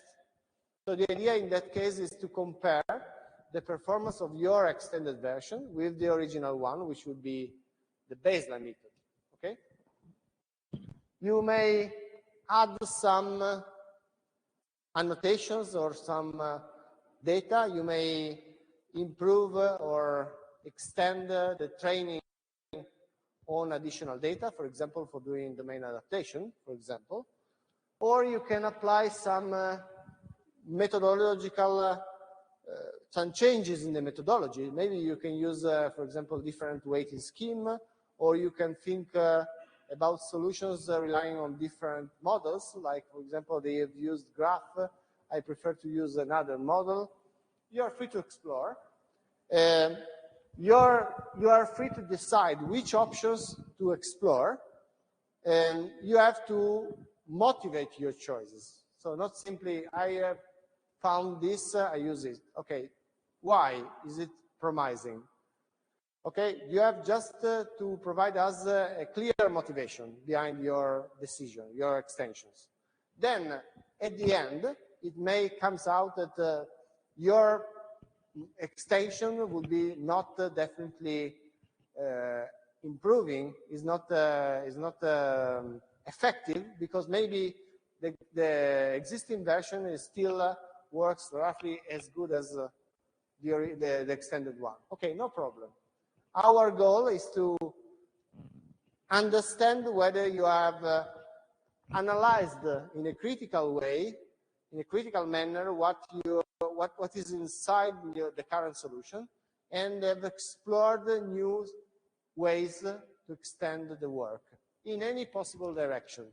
If you would like to test different languages, different models, different domains, so like transfer learning paradigm, take the model, trained model, and apply it to another domain. This is possible, okay? Of course, if you have ideas, if you would like to share your ideas and check, okay, is it a good idea or not? Which idea is the most promising? You can ask to us. We have a discussion about this, and also the feasibility, because in some cases you have some computational constraints, because you use a Google Colab who has some constraints on the CPUs, so on the GPUs, so you have limited computational power. We know it, so pay attention and do consider this aspect when you implement your solutions.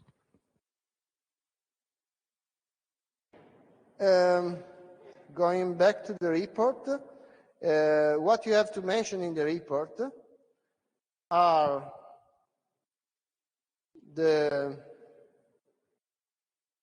an abstract of approximately 250 words, highlighting the context, the methodology, and the extensions and the results. So you can divide your one paragraph for each of these aspects. The problem statement must be formal, so you may formalize the problem using some mathematical notation and clearly state the input, the output, and what you would like to achieve. The methodology, you can describe the models. You can also add a pseudocode or a picture showing your approach. The methodology must be clear, not high level, so it's a high level description of your methodology, because the implementation details can be found in the code, so in the GitHub project, so you don't need to have implementation details in the paper. For the experiments, you have to specify which data you have considered. You have to specify the hardware characteristics of your PC you have used, whatever it is. The software, the way to validate, so how to run the experiments, for example, training, validation, test, which performance metrics you have used, the execution time, and then the main results. So you can summarize the results in a way that you deem as clear, like a table, a graph.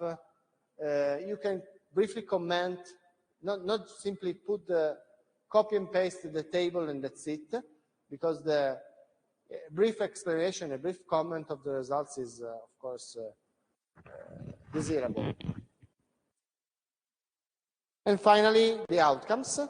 You can just briefly summarize the challenges you have encountered, the main outcomes, and what is could be a future direction for your work.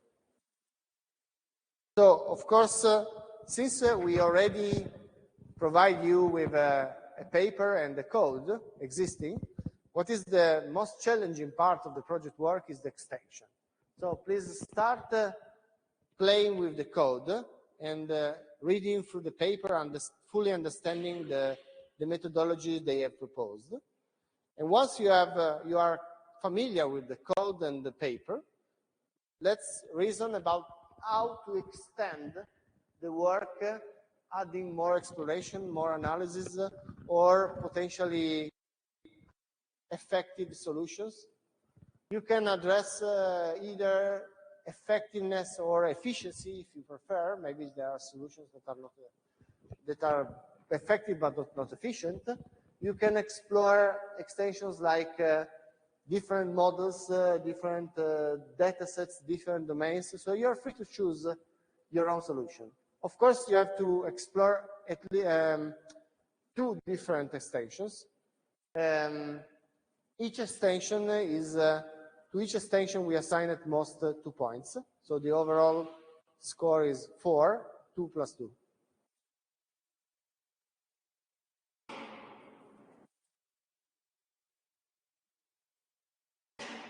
Okay.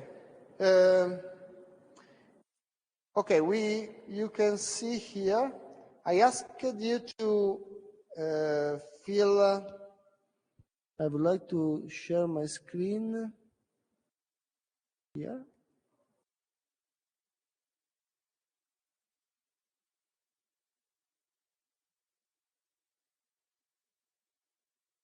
Okay, I asked you to fill this Google Sheet where each team has indicated the names of the team members, and a preference, at most 2 preferences. And also, as notes, you have specified which examination session you are willing to attend. So, according to the outcome, we have decided to keep the existing team composition with few exceptions and assign to each team the preferred topic, so the first one. Okay? So you see the list of preferred topics. You have to consider preferred topic number 1, which is, I suppose that it's the most preferred topic. So to each team, we assign the most preferred topic. There are some few exceptions because the team size changes. The standard team size is 3, but there are some exceptions. 2 teams of 2 persons are okay. Teams of 4 persons are okay. We have an exception of a team of 5 persons, but we have already discussed because we have some specific issues. We have already addressed this. We have still some problems with some teams, including just a single person. And we would like to try to solve specific issues, especially related to the question answering team. Is it right? Yes. Only the ones that are allowed and asked us to be one person. Okay, we are in a couple of cases, the teams have contacted us asking for permission to be a single name team. And we have allowed just 1 or 2 for special cases.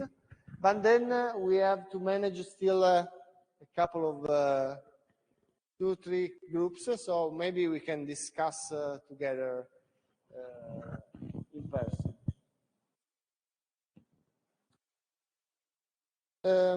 Here is the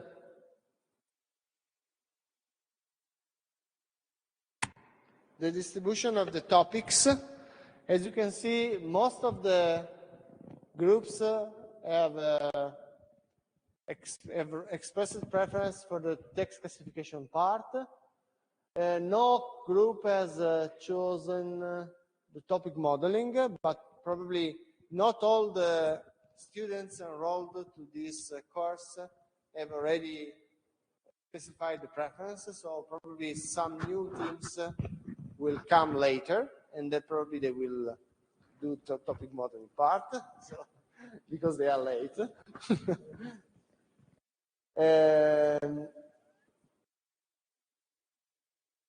Even because it's a quite interesting topic, so it's quite interesting work. Not popular, but interesting.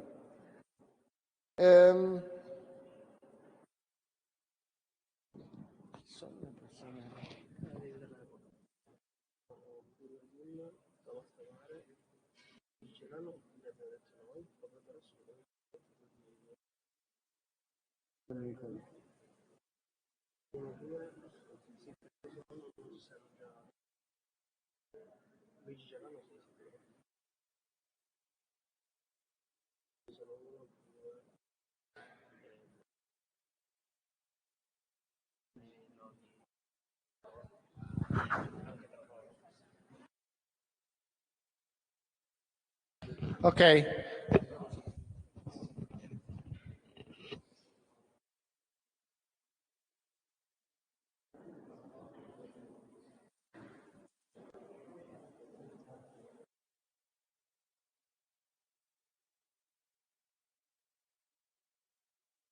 Okay, for the teams, the single name groups, please send us an email and we will arrange all the, if you have not received an explicit approval for being a single name group, please send us an email and we will we will try to fix the issue, okay? Because in a couple of cases we are already in touch with the team member and we have already solved the issue, but in other cases we still have to discuss. Okay, so please send us an email and we will set up a meeting to solve the issue. Okay. Now, is there any question about the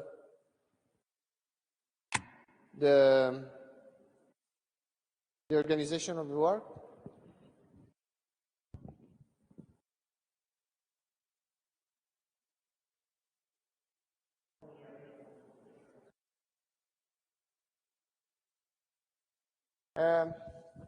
Yeah, actually, we have the experience from the past year. You have to pay attention because there are some specific tasks, especially for the training part, which are computationally intensive.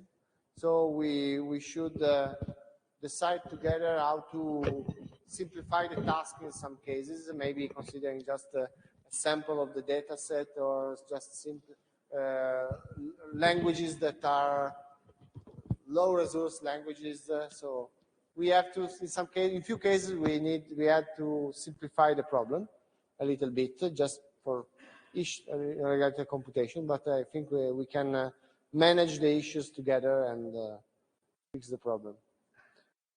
But we are aware of this aspect. Of course, no, you are not expected to have a GPU under your your desk. So if you have, you are lucky, and you can do the experiments more quickly.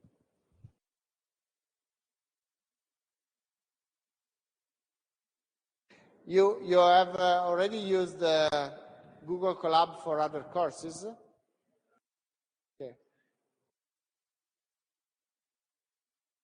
Yeah, for the projects of other courses, I mean.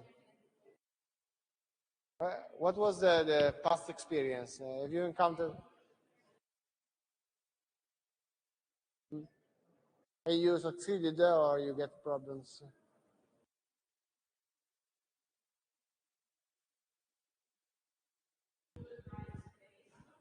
Oh.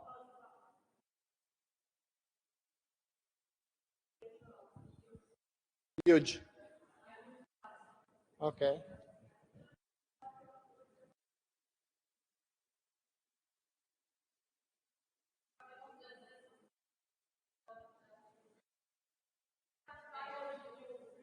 Okay.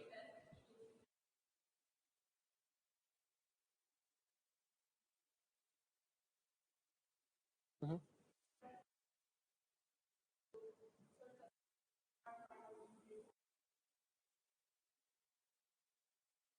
Okay. Okay. Can I use those accounts?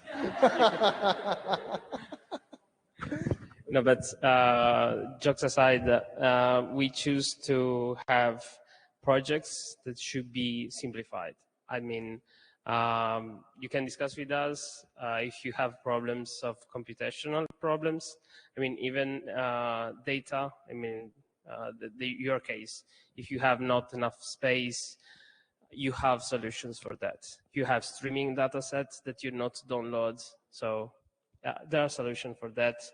You may not be aware of that, so please ask if you have a problem, and we will try to fix at least the problem. For sure, if you have experiments with, I don't know, a very large language model, we will try to solve the issue. I mean, we know that you will not reach the same solution by using a distilled version, like a very tiny version of a language model, but still you can do your experiments. So no problem from this side. Can I go on for the projects? Okay. I think I can go on by presenting the project. So the core part for the presentation of today. So we have one project for each topic. I will present today in a few words also the project for the topic modeling part. So even if there is no team still on this, they can be, so they can arrive. So I will present even in a few words the topic modeling project. Because even you are like 95, only 76 of you registered for the project.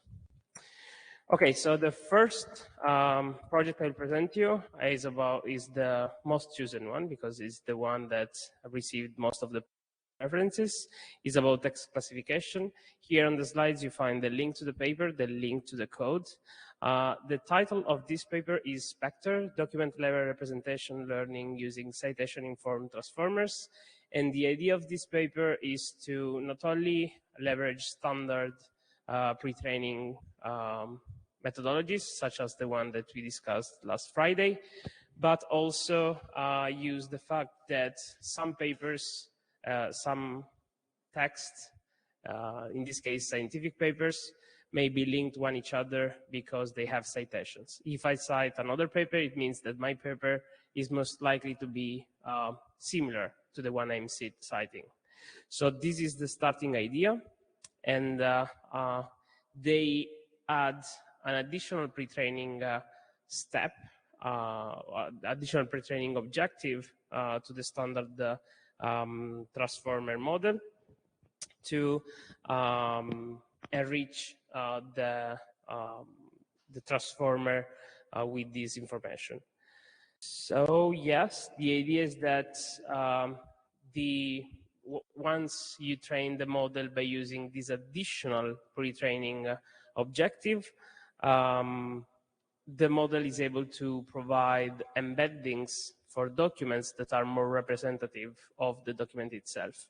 It means that here on the slide you have two representation in 2D. Actually, you use PCA to visualize the data, and you can see that documents are better separated once using Spectre instead of using Scibert. That is another model trained on scientific documents.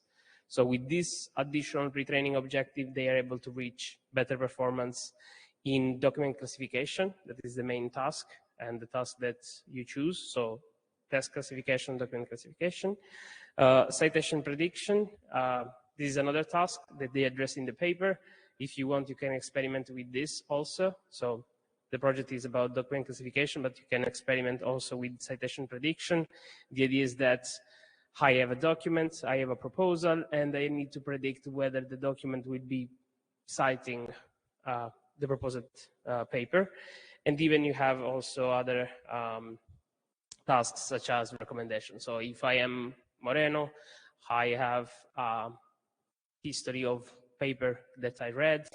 I want to be recommended with other papers. So this is more recommendation systems, but This is in the same paper, so if you want to explore even this task, you are free to do it. They also presented a dataset. This is SciDocs. This is a dataset that is able to be downloaded, so you can access the dataset, you can access the code. You should have at least everything you need to start with the project.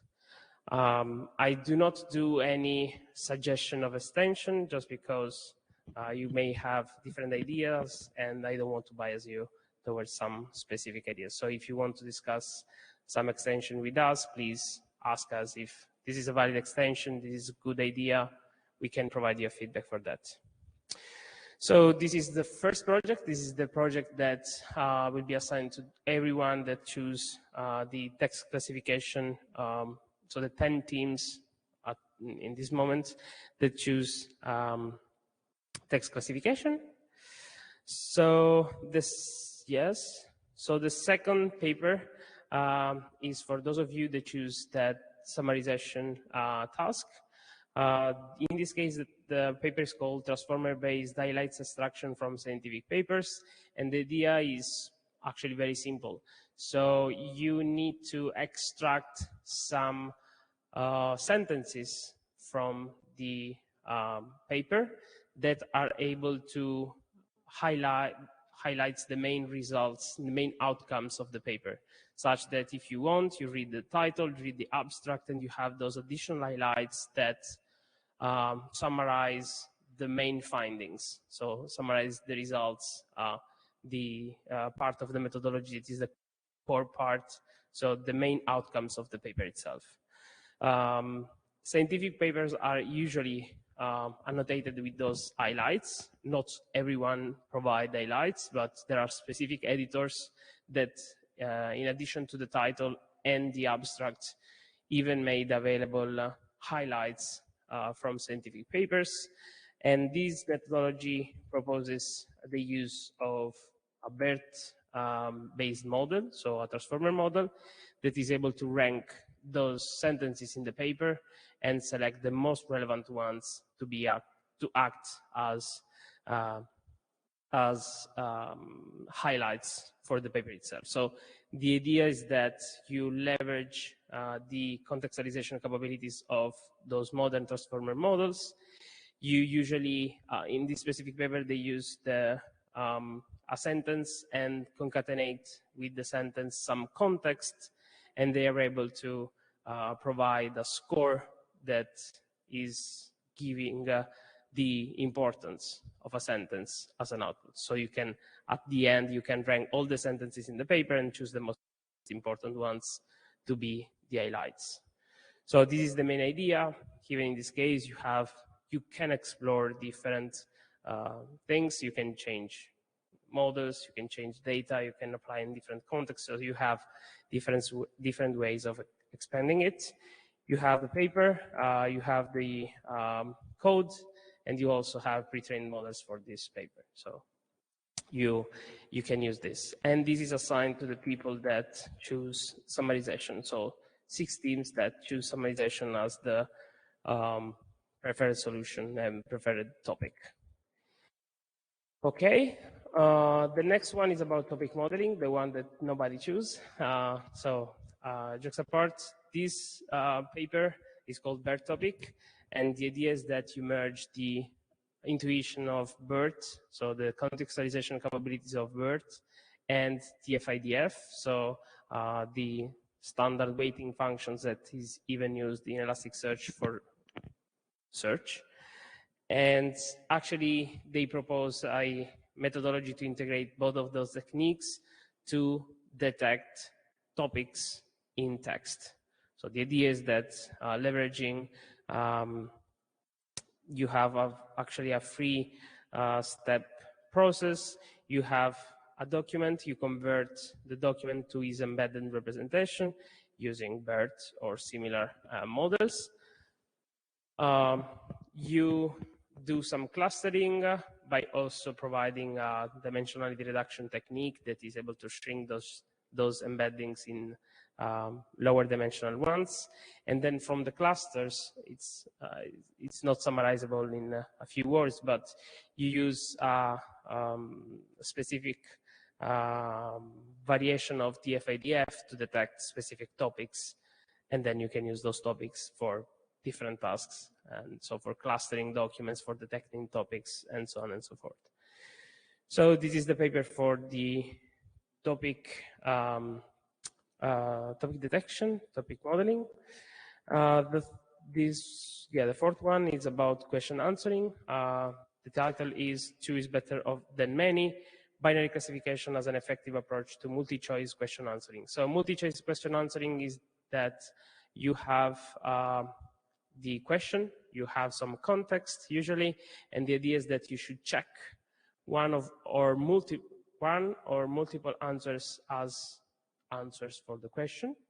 The idea is that the idea proposed in the paper is that you can actually frame this task as a binary classification model, and so you can have the pair of question and true answer, and the idea is that you want to predict the label true because this is a answer for the question, and you have a question and a false answer, you should predict false because it's a false answer. And you can do this many times. They prove that by doing this, you can achieve better results than just looking at all the results, all the answers together. So you can read the paper to have more details about this. You have some limitations. They are clearly stated in the paper. You can actually look at those limitations if you want to improve the paper, and actually this is a good approach. You look at the conclusion and the future works to look at some ideas for future extension, at least have some ideas to extend this part. Yes, in this case, the limitation is that with this frame of the task, you have not the full flexibility that you have by framing the model as a multi-choice question answering. So you can look at the paper; they are clearly stating what are the limitations. Okay. Finally, the final project, the last project, is about recommendation systems. It's called CRED, Knowledge-Aware Document Representation for User Recommendation. The idea is that they're able to provide and enrich document representations to provide effective recommendation for the users. So the idea is that most of the times, if you are reading the news, in this case is news classification or news recommendation. If you're reading a news, you are interested in different things, but you are interested in specific named entities. So the named entities are part of the choice that you do for reading specific news. So the idea for this paper is to incorporate knowledge of entities, so named entities that are detected from the news in the representation of the news itself to improve news recommendation. And in this case, actually, they propose here, I'll just summarize a few steps of the approach. The model enriched the entity embeddings by aggregating information in the neighborhood. So if I'm reading a news about Cristiano Ronaldo, I can embed this information in the embedding of the document. And perhaps if I read some news about Cristiano Ronaldo, I may be interested in a new article talking about Cristiano Ronaldo. So this is the main idea. And the idea is to embed this information in the embeddings created by the language model. Okay, I went so fast. Do you have questions about the topics? Of course, you will have questions, but we will try to answer the questions once you have. And please feel free to reach us if you have questions, if you start to work on the project, if you have computational constraint that you are not able to overcome. No other questions? If you have, yeah, online. Question online? No. Is there any question online?